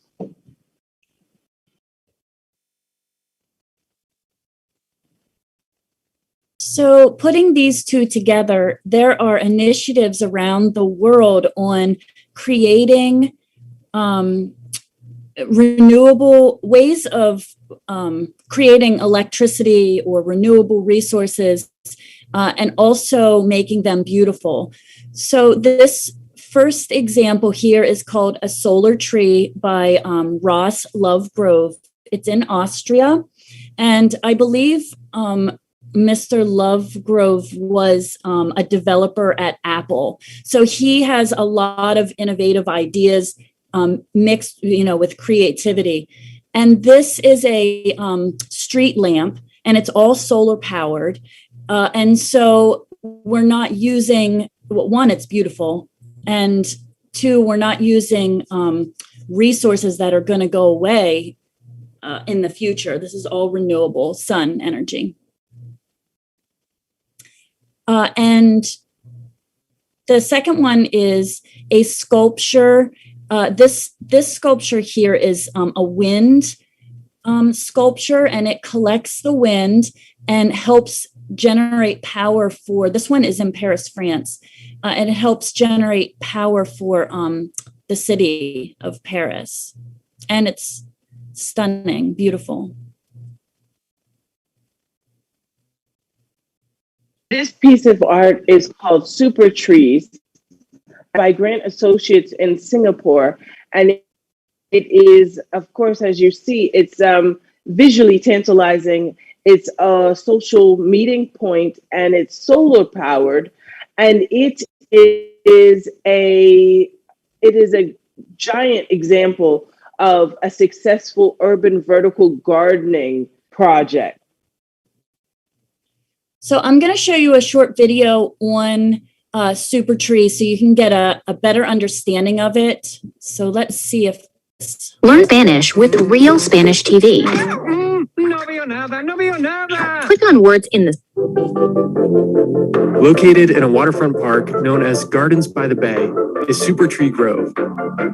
This mechanical forest is a utopia for nature in a very urban location.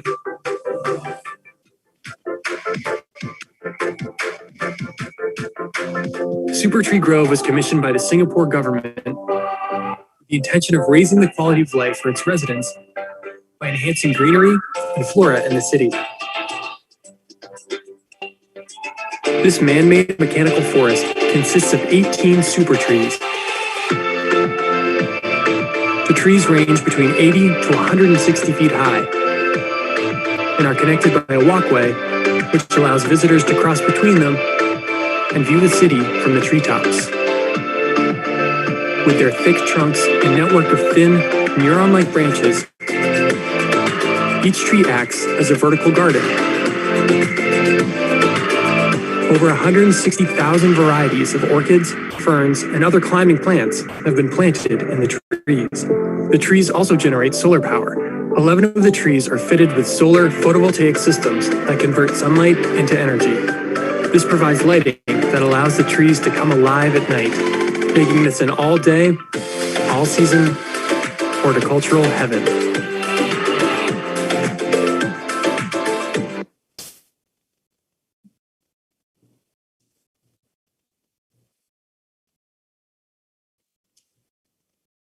So when you combined cultural competencies with art in our education systems, we can work together to create renewable resource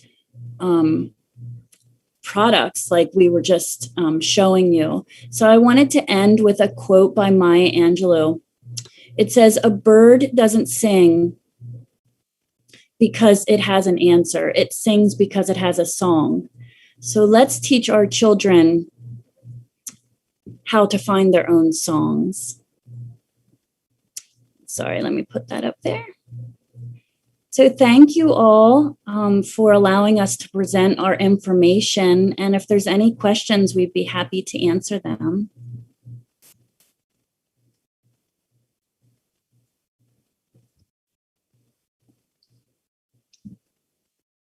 Thank you. Thank you, Dr. Alison Binger and Dorothy, Jubity, Hassan. That is a wonderful presentation. We really appreciate you gracing this occasion and taking us through what is possible. Thank you once again. Thank you. Thank you. Back to Dr. Tammy Riley. Thank you both, Dr. Binger and Dorothy Hassan. Very great. We're moving quite along, and we just thank you all for being cognizant of the time and presenting well-detailed informational, global information. So we want to thank you all once again and thank everyone for your attentiveness and patience and just sitting back and enjoying this great conference.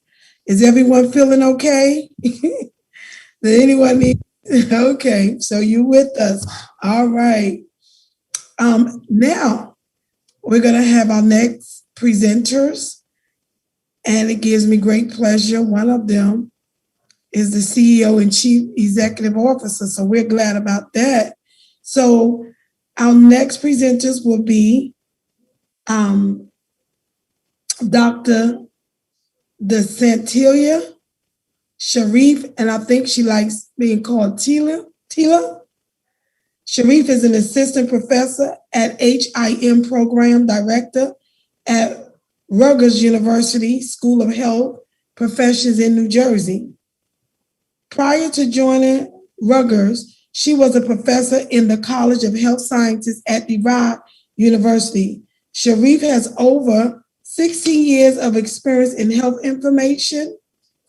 In addition to teaching health information and health services management courses at the undergraduate level, her experiences, Master in Business Administration from Southern Illinois University, Carbondale, and Bachelor in Health Information Administration from Gwynn Mercy University in Pennsylvania, a bachelor degree in marketing from University of Tirana, Albania, and advanced management training certificate from the University of Nebraska. Accompanying us is one of our very fine, amen, and CEO Director of U.S. Global, no other than Dr. Lionel Souza, is a well-published and award-winning professor, philanthropist, and international educator, healthcare, and pharmaceutical marketing professional. He is engaged in global higher education development and is actively involved in advancing the educational needs of aspiring and deserving populations worldwide. And as you can see, he has his best interest in this symposium. So we want to welcome them to your front. Let's receive them at this time. Thank you very much, Dr. Riley. Thank you. And on behalf of Dr. Tila and me, thank you once again. And I'm not sure if Dr. Tila is going to share the screen, our presentation, or if Dr. Charles is going to do that. But looks like it's loading. I just started sharing. Thank you.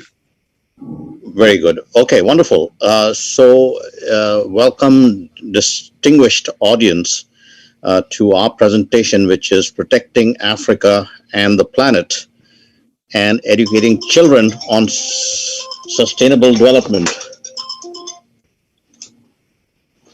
Hope you can hear me. Yes, we can.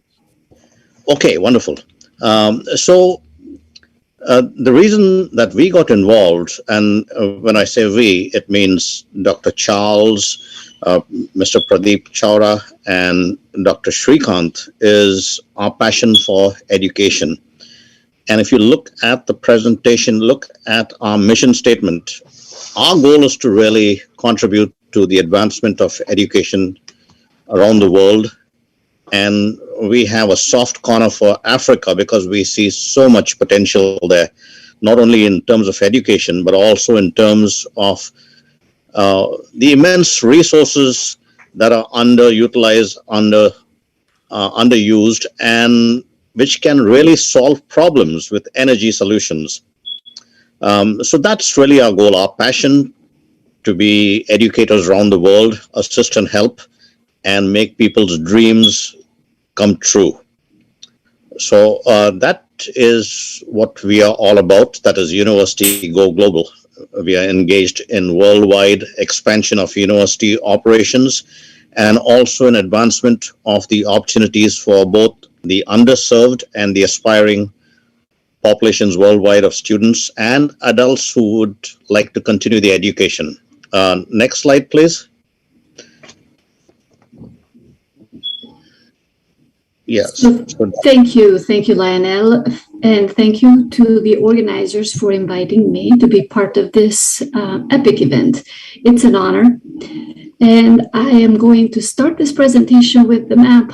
I liked geography as a kid, and when I went to school back as a little child, I enjoyed learning about the countries, the history, the culture, and also about people like Nelson Mandela. You know, the stories of that time created these long-lasting impressions for me. And now that, you know, we are so many years after, I think it's fitting to mention one of his sayings, that education is the most powerful weapon which you can use to change the world.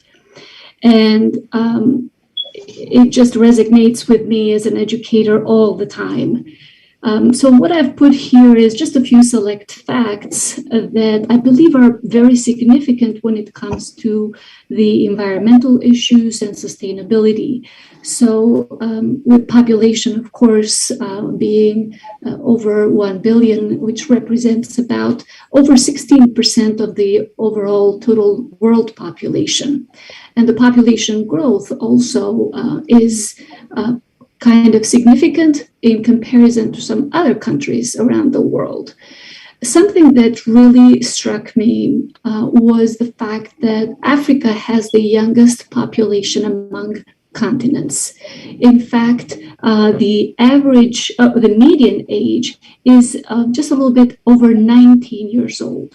So why is that significant to mention? It is significant because of the potential, the educational opportunity that exists. We all know as educators that majority of the learning happens in the early years. In fact, research shows that 50% of our ability to learn, I must emphasize, we continue to learn, but how we learn and how we seek learning, that develops by age 3. And then another 30% develops by age 5. So terrific potential there, again, with the fact that, you know, the population is so young. And I'm always fascinated by the languages and the different religions and the cultures. And again, it's worth mentioning because to tie it to the prior presentation we just heard from Dr. Binger and Hassan, you know, it is really important to get to know our own cultures as well as others' cultures so that whatever we come up with is fitting of that and is adopted a little quicker than it would if it wasn't that fitting. And the last piece of information here that I've shared is the urbanization. Basically, why is that important? Because we see it is related to pollution, it is related to various environmental factors. And as that is happening more and more, you know, again, it presents more opportunities for Africa, for the different countries in Africa. So our objectives in this presentation are not really to discuss the solutions, you know, how we create sustainability. Rather, though, we want to share some food for thought on how we can facilitate critical thinking among the students, among the circle we're in as educators.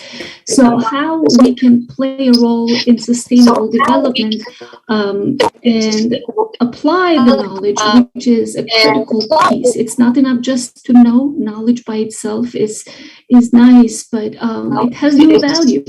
So embedding that level of thinking and making sure that the generations who are educating the circle square in are thinking critically about what they learn and how they could use that learning, that knowledge. So we'll start with, on that environmental note, we'll start with some sayings and some quotes and proverbs that you see here in the slides. I'm not sure if I'm creating an echo or can you hear me okay? You have muted the person. It's okay now. I've muted the person. Okay, right. Thank you. So there's a few proverbs here that resonate, and basically protection of life on Mother Earth is paramount. The earth is a beehive, We all enter by the same door, but we live in different cells.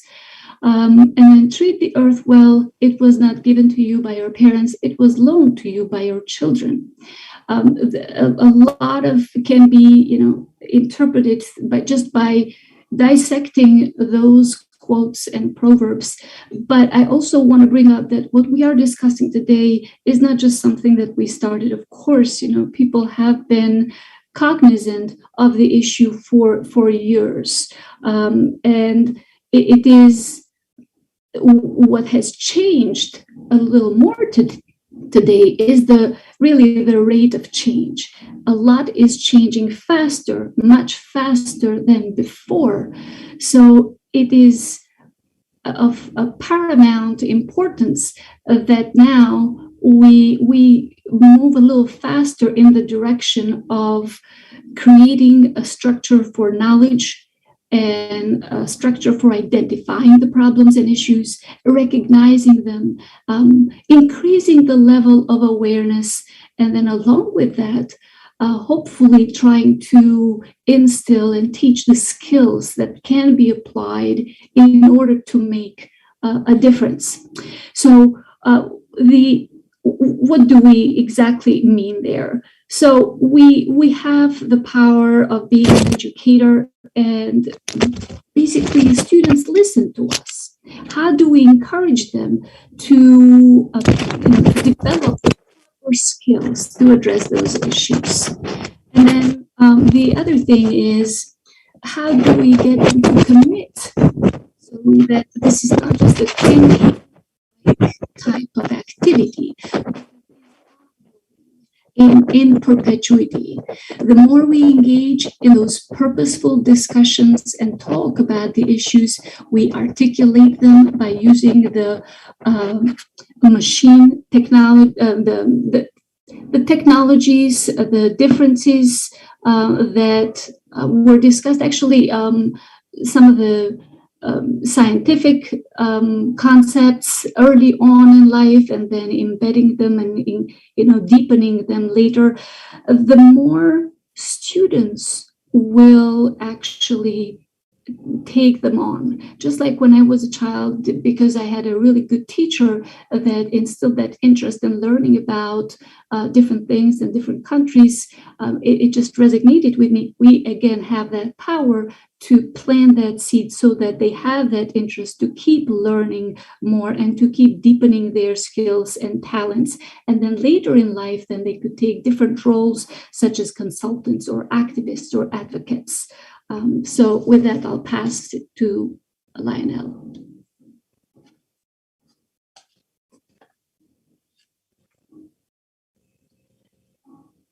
Lionel? Dr. Lionel, you're mute.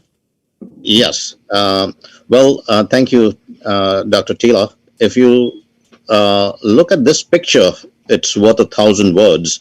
You can see a young boy picking up trash, and while he does it to support his family, possibly, he's going out there and doing it. But look at the hazardous materials, chemicals he is exposed to.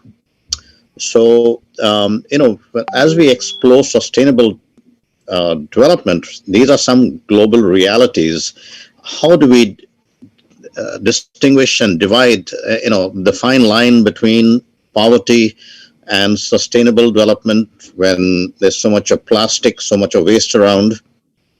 I think the key is to really educate at the school level, influence, inculcate virtues of good education, and as far as possible, encourage recycling.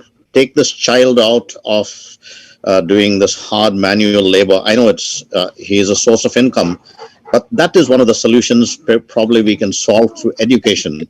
It really requires us to accept the challenge. And that's what education can do. Next slide, please.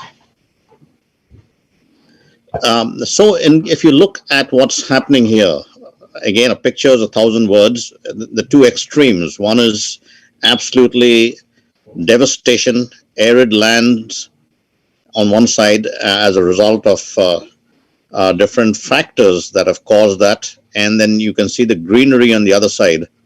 It's all the neglect of the environment. You can call it climate change, and that leads to deforestation. So the stark difference in the landscape from left to right is indeed a cause for concern. We should never let what we see on the left happen. It is within our means to prevent that. And again, education can be a game changer, can solve this. And that's what we would encourage our teachers in Africa and across the world to really educate children and others on the effects of destruction to the habitat. Next slide, please. So again, destruction to the habitat can happen in many different ways. Global warming is number 3, possibly carbon emissions. And you can see the effect of the desertification, turning of lands into deserts, and number 1. And number 4 again is a picture of the arid landscape versus the greenery on the left. And very importantly, if we don't take care of our habitat, species will get extinct and disappear. So we have to educate children about the virtues of what's on our planet. Polar bears are fast disappearing because the ice sheet, the global warming, and the Arctic wolf that you see there is also possibly disappearing. So I think teachers have a wonderful role to educate on all these aspects. Next, please. So I'll take it on this one. Following on the education note, it's important to learn and get the knowledge, but how can one learn if they cannot read? So according to the African Library Project, and they get their numbers from UNESCO, basically 1 in 3 adults in sub-Saharan Africa cannot read. That is 182 million adults unable to read and write, and 48 million youth ages 15 to 24 that cannot read and write. 22% of primary age children are not in school. So, it's 30 million. It is a very large percentage, and the opportunity is being missed, and we really have to capitalize on that as much as we can. On the other side of the slide, we see the education funding and the wealth distribution. So, of course, there is inequalities and disproportions, although there is growth, and that is not providing currently the proper structure to develop good programs and good educational opportunities for the youth, especially in many countries in Africa. Now, 5% of funding in education is a good start. However, you have to consider that in some other countries around the world, that goes up to 13% or 14%. And the other piece that's significant is I said earlier that Africa has the youngest population, among all the continents. So then the number of the people that fall in that age range, again, is much larger. So when you consider the amount of the GDP, and then again, the fact that that's a percentage, and it's a percentage of the world's health, that's very low. It's only 1% of the world's health. And the large number of children and young adults, you can see that really the level of education funding per person, per child is really low. So a great opportunity there as the African wealth increases to invest in education. And this is just a slide with some more facts about Africa being the mother continent and being recognized as the oldest inhabited continent on Earth. Why is it important to still mention, again, as we bring this up to our students and to among our circles, it highlights the importance of, we are, there's so much that can be offered, and there is so much history, and there is so much that we have, in this continent that we should not be losing. We should be using it in a positive way. And investment in education really, will be the ones to actually give it that push that it needs. So according to the Africa report, total wealth for the African continent will climb by 35% over the next few years, reaching 3 trillion by 2028. So we really need to hone on that. As educators, create the awareness among all of the circles that we have and the connections, and hopefully creating some influence or having some influence on where will that growth be invested, and how do we ensure sustainability in all the business decisions that are being made. Because, as Benjamin Franklin said, an investment in knowledge pays the best interest moving forward. Lionel? Yes. So, we've talked about global warming and whether it is a natural phenomenon or whether it is created. There are different schools of thought. And what is important is to really not take sides, to teach children on both sides, but the lessons of no matter what the cause is more important. So rather than being prophets of gloom and doom and the apocalypse, those different kind of schools of thought. So it's not important to kind of take sides, and those who recognize the significance of global warming and act on that and bring forth solutions is good. But we must also take some responsibility that some of this can be prevented. Damage to the environment, wastage. Earth warming is a national progression, as some may say, but regardless of what that is, and there are also other schools of thought where there are that they are deniers to climate change at all.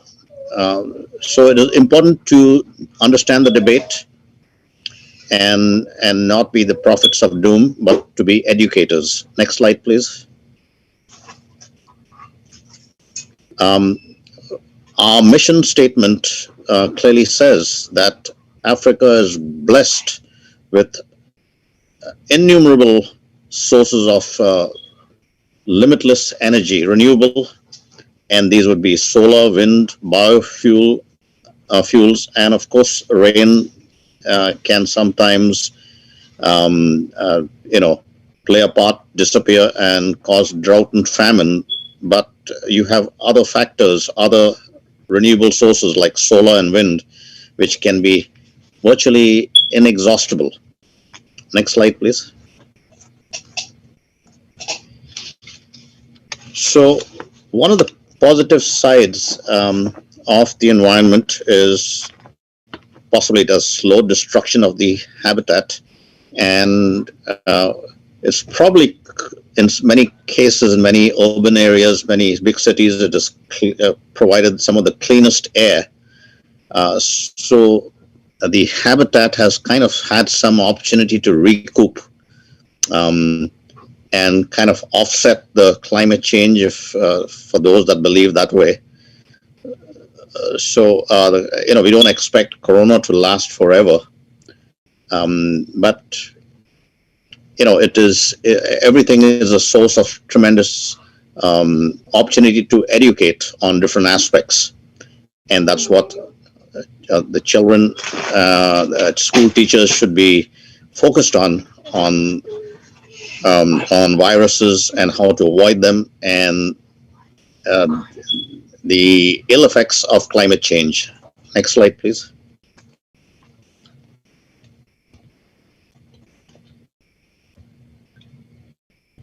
You're muted.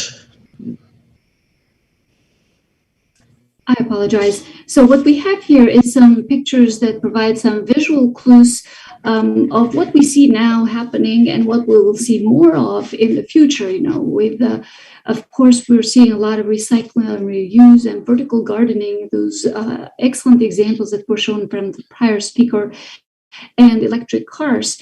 The purpose I bring this here is because sometimes in our teaching we always should be purposeful, but especially when it comes to the topic of environment and sustainability, let's try to be even more conscientious about the examples that we choose when it comes to art, to the writing topics, to even reflecting positivity in the way we describe them and we talk about them, the facts that we share, so that they spike a greater interest among the audience. We also need to reflect behaviors on our end and be good role models, because the choices we make as individuals are being watched by others. Even when it comes to how much paper we're using or what type of textbook we're using, whether you choose an electronic version or not, even those are important, because the world is changing and we are teaching the younger generation to be more mindful. So we have to constantly be on guard ourselves. An example I'll share is just last week we were and the family, we had these really large this audio system that's the size of a cupboard. And now, of course, there are much smaller, the size of my hand, that are as powerful or even more. So what I'm trying to say here is that the solutions, we may not be able to give our audience or the students we're teaching the solutions, but if we teach them the critical thinking skills that they need and we inspire them, we think futuristically and we show them how things have evolved in history, then they will become more powerful and think of solutions we have never thought of. And something novel that I wanted to mention is this concept of a biobus that is being used in some countries around the world as an idea to teach students science. It's a mobile laboratory. They have microscopes in there, and they take the students, especially in summer camps, to teach them the impact of carbon pollution, for example, or different species, the alternate sources of energy, and just inspire them to be really great global citizens when it comes to the environmental issues in the future. Back to you, Lionel. So indeed, the solutions are what Dr. Tila has described, and some of them, but mainly it's education. And education is going to drastically transform, teach children. And I think the bus starts with teachers who are very aware, very knowledgeable. So it's important to grow our knowledge. And then we are also, if there are any corporations or people from industry listening in, they have a role as well to play, and support the educators, support this unwanted waste, and to present a very clear, clean environment or the progression towards that. If you watch CNN, sometimes you get wonderful stories about Africa and the progress that is being made, but it cannot happen. It cannot happen unless it is, the seeds of protecting the environment are not sowed by the teachers, and all kinds of partnerships are possible, and to facilitate education. And from our organization, University Go Global, we are again committed to supporting teachers and students around the world and engaging in these kind of partnerships. Next slide, please. So the opportunities for education are wonderful, many. It requires us to keep our spirits high, and no matter what situations exist, all things must pass. I'm quoting from an album by George Harrison, all things must pass. That means sooner or later the gloom is going to disappear and bright and prosperous days are ahead of us. But what it requires is to invest in ourselves. It needs us to invest in education, and that investment is going to pay rich dividends. And for that investment, it is you teachers. Quoting from Winston Churchill, let us all be optimists, because the pessimist only sees difficulty in every opportunity rather than seeing opportunity in every difficulty.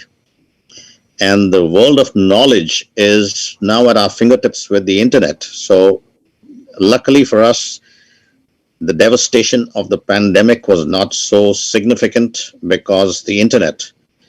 So there's a world of knowledge out there, and I think teachers must be the valuable resources who will show not only children but the world how it can be transformed for the betterment of all. Next slide, please.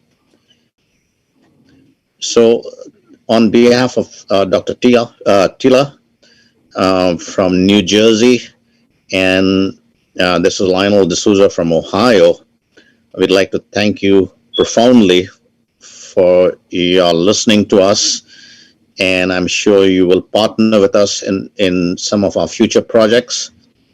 We are always available. The team is Dr. Charles Ogutu, Dr. Shrikant Prabhu, and Mr. Pradeep Chawda. And of course, we have a host of others with us, like Dr. Riley, Dr. Binger, and so on.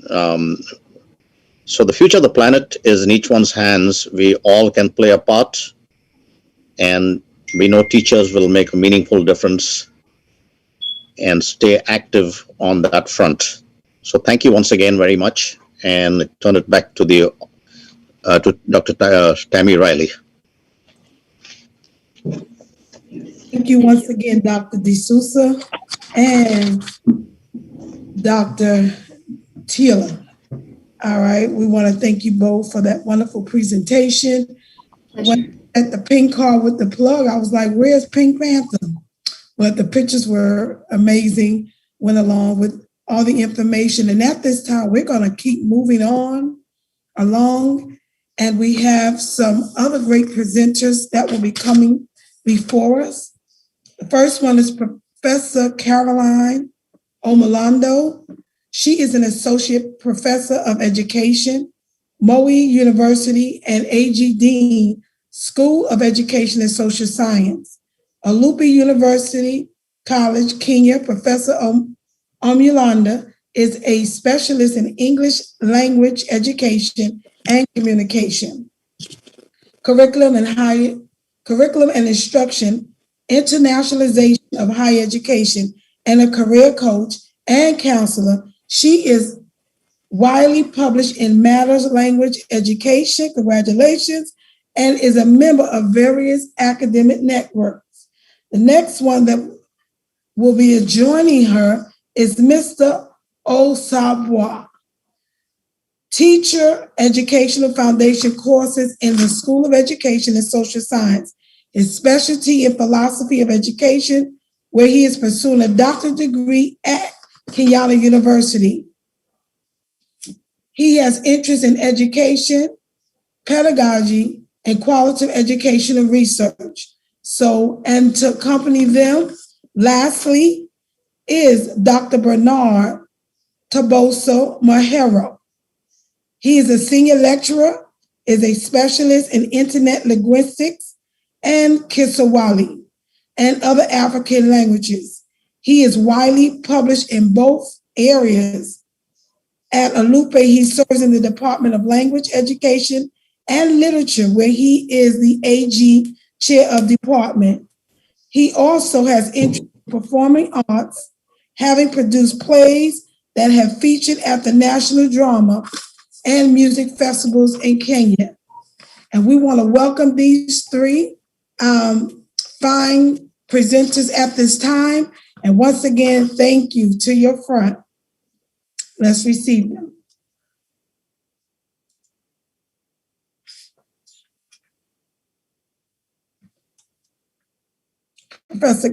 Professor Carolyne.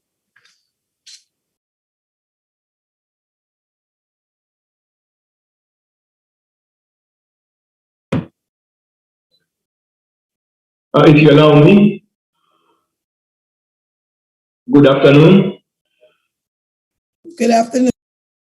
On behalf of Professor Carolyne Omulando, who has to attend to other very urgent matters, my name is Boswell Owuor. I am part of the team that is due to present from Alupe University College, which is a campus of Moore University. And so I am going to make a presentation on behalf of that team. I will share my screen with the rest of us.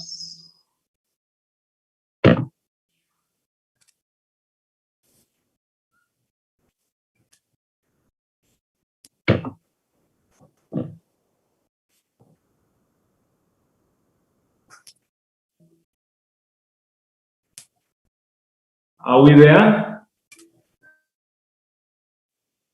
Yes, but we need to see the what we are sharing on the screen. Yes, we are there now. We are there. Yeah. Great. So this is the presenters are as indicated there: Professor Carolyne Omulando, Dr.Benard Toboso, Boswell Owuor, who is now speaking to you, and Mr. Wycliffe Osabwa. I want to say that they are with us and they are actually in the meeting. So we talk about quality education, and very, very specifically, just a moment, very specifically, we talk about an assessment of student learning environment in Busia County in Kenya. And listening to the presentation that we've had, which focus on matters education, quality education, what we have is meant to complement or add to this particular knowledge. So in our first slide, we'll give a context, a background, then we'll move on. So we talk about lighting Africa with quality education, the rationale. Africa is historically depicted as a dark continent. Whereas the label may have been attributed to negativity from the originator of the phrase, a critical look into the label reveals some truth, albeit bitter. Various circumstances place Africa at a disadvantage so that no honest individual would have referred to Africa as progressive. Admission of such retrogression and bad state of affairs on the continent, ostensibly ignorance and poverty, will be the starting point to inquiring into how to proffer solutions that would humanize Africans as well as unleash the latent potential that lay in them unexploited. So indeed, there is potential, and this potential needs to be exploited. There was no better way of lighting Africa than providing education for her posterity. Instructively, a nation's posterity can be judged from the way she treats her children, more so the way she socializes her youngsters into adult responsibilities. This is a different way of looking at education. So education it was, and education it will continue to be the saving grace of Africa, just like any other sport on the continent. In the next slide, we talk about lighting the way for education, remedy for access and participation. Ladies and gentlemen, we hold it that education is light. In hindsight, education can only be if it is enabled. And such enablement includes setting conditions right for its execution. And that is why learning circumstances matter in any education process. Any effort towards empowerment of such environments, however little, goes a long way. Such empowerment acts as the candle that lights the way so that the process of education is made possible. In turn, the education so acquired shines even more light into the paths of its recipients. And that is why quality education means much more than we may claim to know. So it's about quality. Next slide. In the next slide, we'll be looking at when the learning environment becomes a barrier to access and participation. Quality education is most often viewed in 5 parameters: the learner, the content, the environment, the process, and the outcomes. The 2000 Dakar Framework for Action added the quality aspect into the quest for education. So, ladies and gentlemen, quality is key, not just education. How good is it? Outcomes are given, for they can either be positive or negative, depending on the other 4 components. Access and participation presupposes the existence of the learner and the content, so that the problem remains gatekeeper. Such an environment may be in form of human resource and teaching and learning facilities. Whereas a student may enroll in a learning institution, thereby being considered to have access to education, they may unfortunately fail to experience full participation in the education process.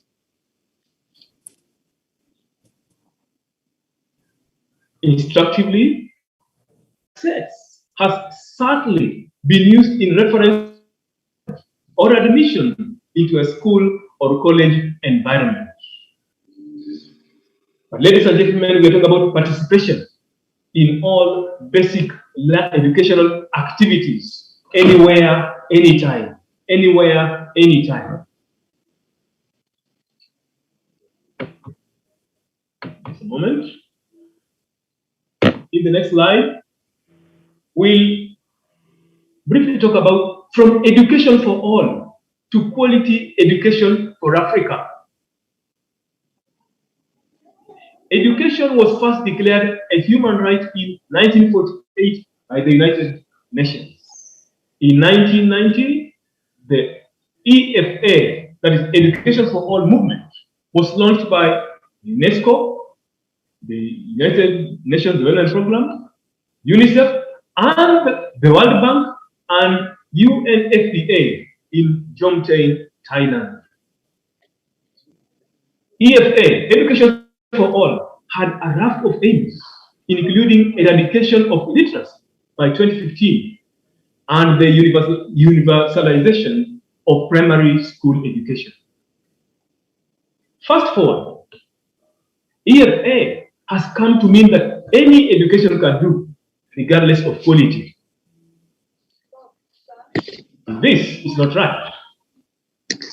Enrollment numbers may be bandied around, but very few will care to find out what goes on in learning institutions in Africa, as exemplified by situations in some parts of Kenya. Indeed, numbers may be thrown here and there, but getting into the ground, ladies and gentlemen, you may realize that it is the complete opposite. It's a contrast, indeed.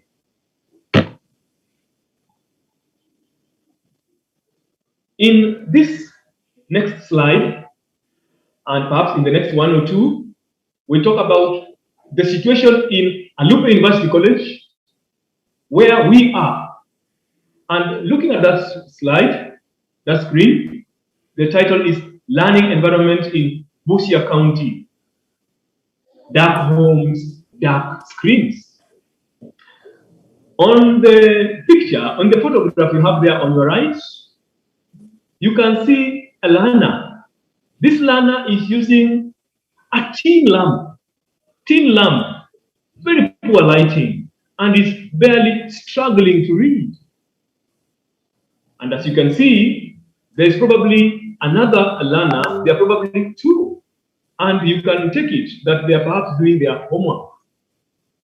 Let's talk about Busia County, dark homes, dark screens. Before we do that,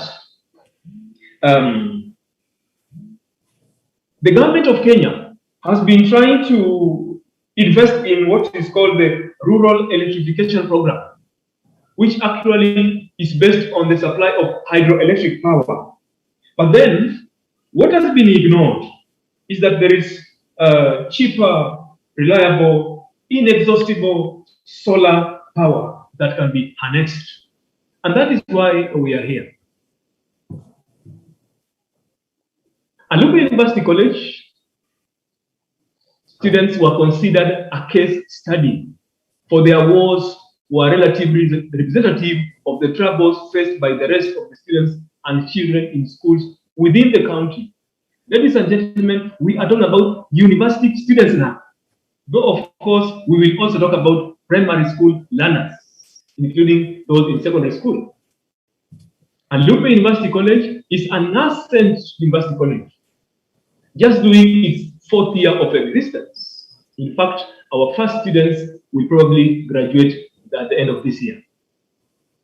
Typical of such institutions in Africa, funds are usually limited and therefore spent only on the most basic of items. Coincidentally, the University College is located in Busia County, the latter being known for frequent power outages. And by the way, Busia County is along the equator. A lot of sunshine, very bright during the day. Whenever there is a power blackout, especially in the evenings, students either resort to rudimentary forms of lighting, such as candles and smoky kerosene lamps, or simply forgo their private studies. For the library that could have served them is equally thrown in darkness. Ladies and gentlemen, this is our situation. This part about the villages. What about primary schools? Your guess is as good as mine. Alupe, as at now, cannot afford to install a reliable source of standby power. Ironically, Busia County receives plenty of sunshine, which is never harvested. Limited funding hampers installation of grid energy solutions such as solar panels. In the next slide, which I believe you can see, apart from what is written there, you can see that there are two photographs. There is one in the extreme right. In the previous one, we've talked of dark homes. I hope that indeed you can see that we have dark homes. Learners are barely struggling to read. If you look at the picture on the extreme right, the learner is bending very low just to ensure that his eyes are very close to the books or the book that he or she is reading. And this definitely will affect the learner's eyesight. In the picture in the middle of the screen, you can see two learners using a kerosene lamp. Of course, it's smoky, unhealthy, quite uncomfortable to use. So in this slide, we talk about inexhaustible energy resources as a complement to electricity. Inexhaustible energy, otherwise known as green energy, comprises of solar, biogas, and wind. They provide clean, sustainable energy, not the kind of energy we have, you can see in those two photographs there. But the uptake of this green energy is low, owing to ignorance and economic challenges and instability sometimes within the region. I'll mention a school called St. Elizabeth Okateko Secondary School. It is in Busia County. It is an example where there is virtually no electricity, yet classrooms have wide roofs capable of holding up solar panels that would otherwise make learning easier, more effective, and interesting. And so you can see the situation. The school is there. There is a contrast here, ladies and gentlemen. One of the presenters presented solar trees, very beautiful environment. But look at my country, Kenya. Look at my county, Busia. Look at what is happening in my community. Look at the catchment area of the university. Look at the roofs, very large indeed, but bare. Perhaps just to prevent the sun from maybe scorching the learners inside, or stopping the rain from falling inside the classroom, but they are empty. They could have been made better use of.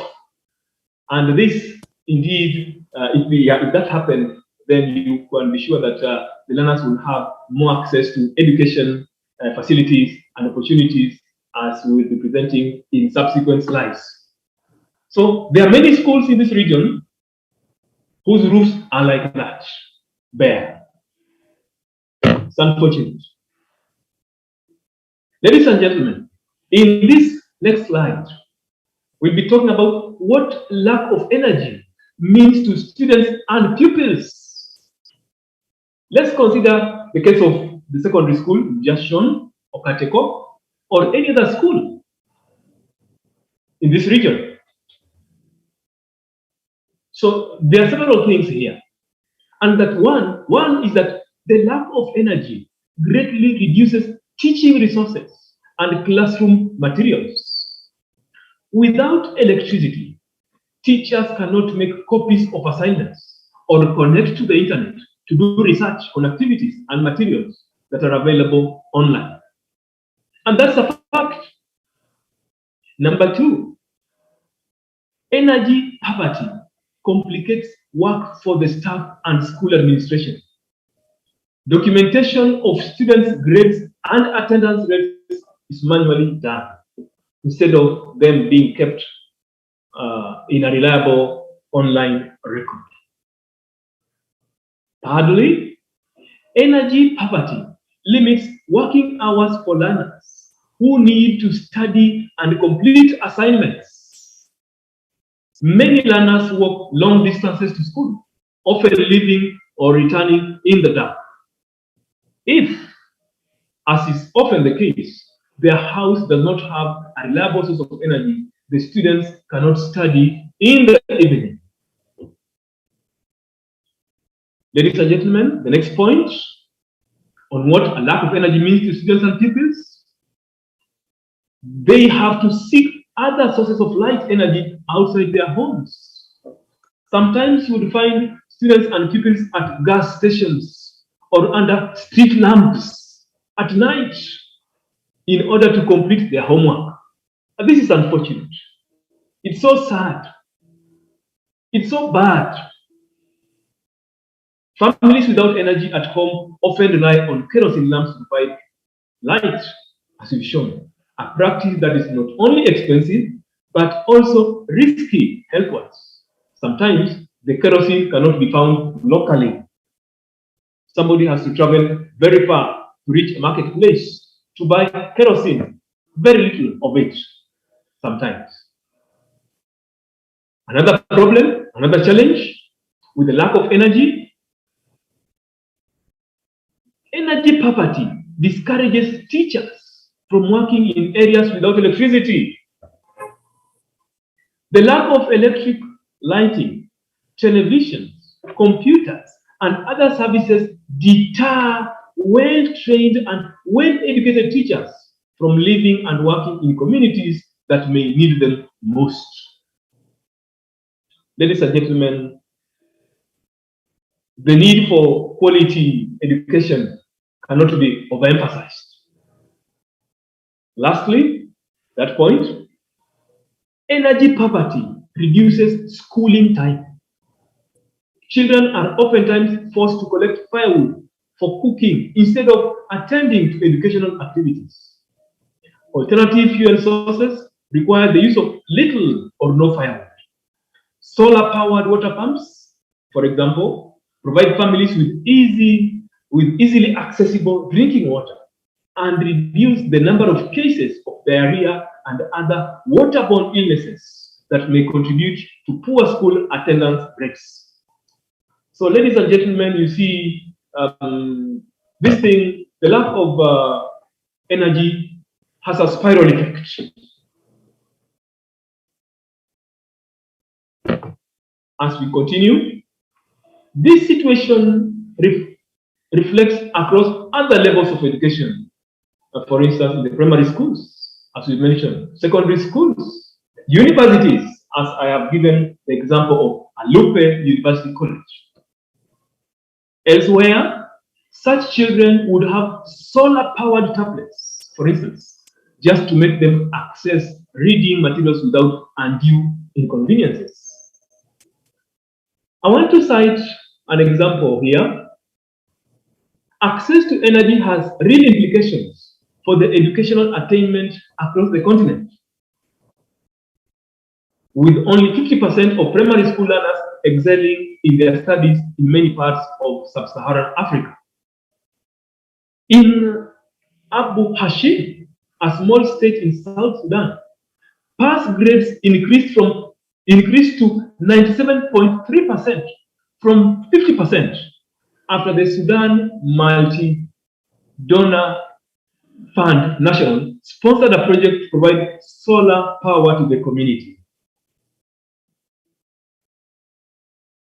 Ye, a researcher called Ye, conducted a study in the year 2017 and also showed that households generally benefited from having electricity, not just at night, but having electricity was discovered, or this particular student found out that it was important that families have electricity throughout. With the outbreak of the COVID-19 pandemic, many learning institutions and schools adopted virtual teaching and learning modes. A lack of stable, reliable, and efficient energy locked out such learners from the learning process. Alupe University College was a victim since it solely relied on the unstable electricity supply from the main grid.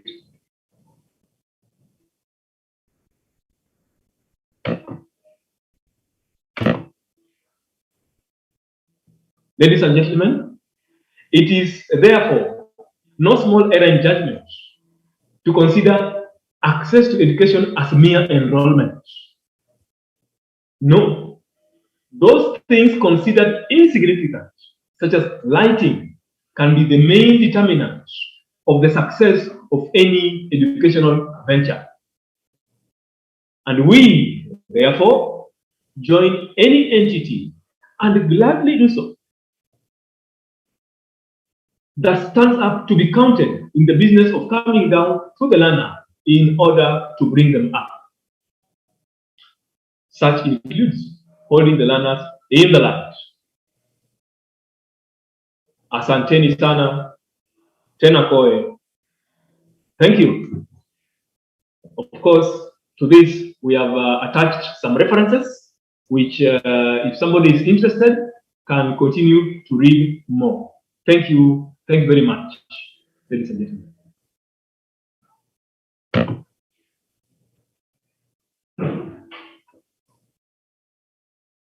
Thank you. Thank you so much, Mr. Boswell Owuor, and your entire team.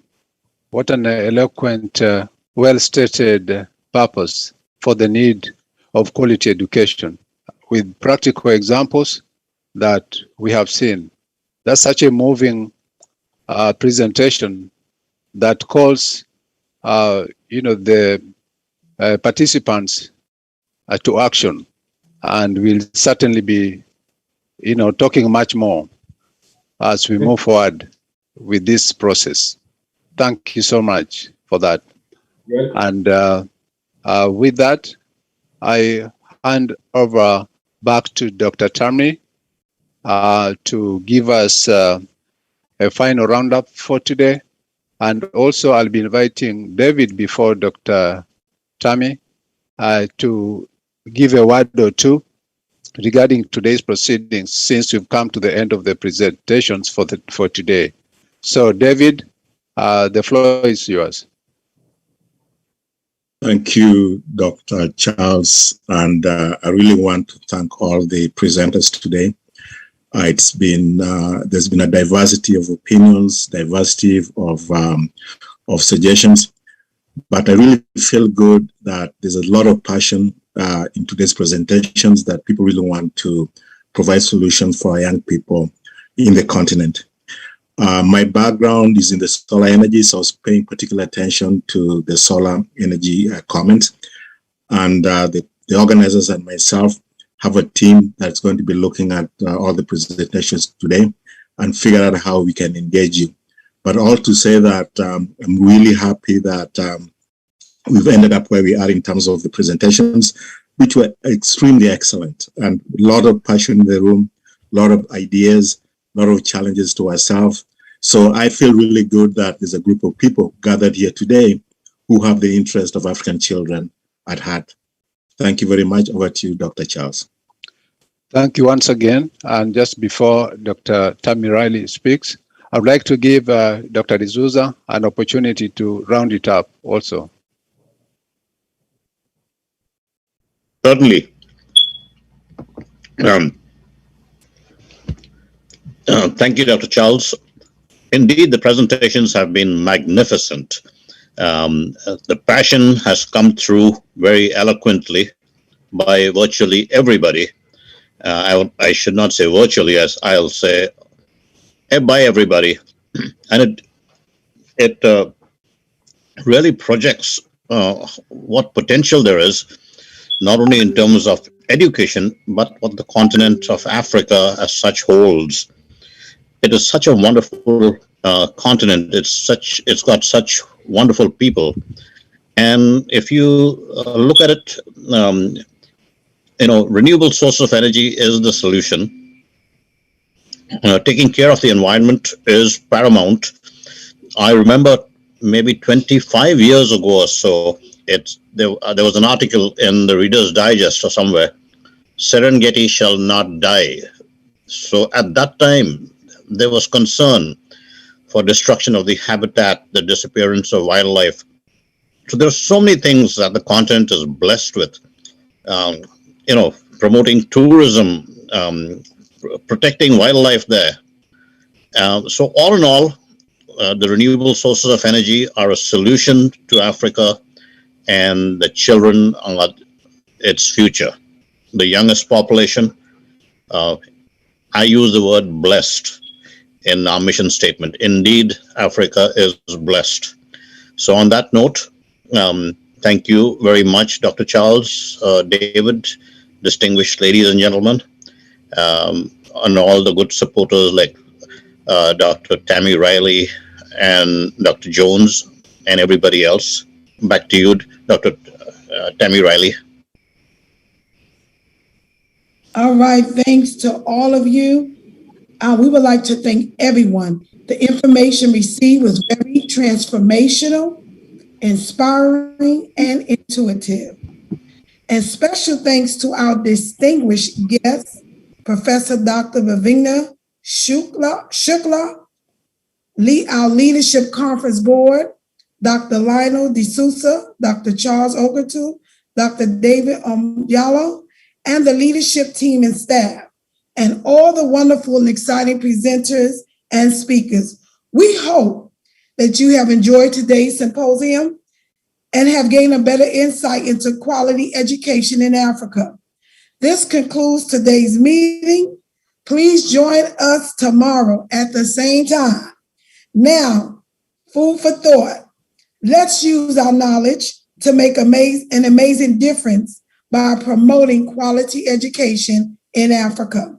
So go university, go global, and US go global. Well, thank you all for a job well done. Thank you. Thank you so much, Dr. Tammy Riley. And with your invitation that we continue to attend tomorrow, we would appreciate the continuity of attendance because by day 3, we will be reviewing all the presentations and we'll end up and marking segmented caseworkers from University Go Global to the various presentations in terms of the areas of need, how we can move forward in terms of getting some of those implementations, moving forward. So it's very important that we keep on to the discussion. So we look forward to seeing all of you tomorrow. Thank you once again. Have a good day and have a good night. Thank you. Can I speak a few words? Yes, please. Yes. Firstly, a very good evening to all. Such a wonderful experience. I am from Professor Navdeep from India. Such a grateful experience. Thank you. I would like to congratulate whole organizer team, resource persons, and all participants. Thank you. Thank you. Thank you. Thank you so much, all. And let's have a good day. Let's make it a better day tomorrow. Bye for now. Bye-bye. Bye-bye. Recording.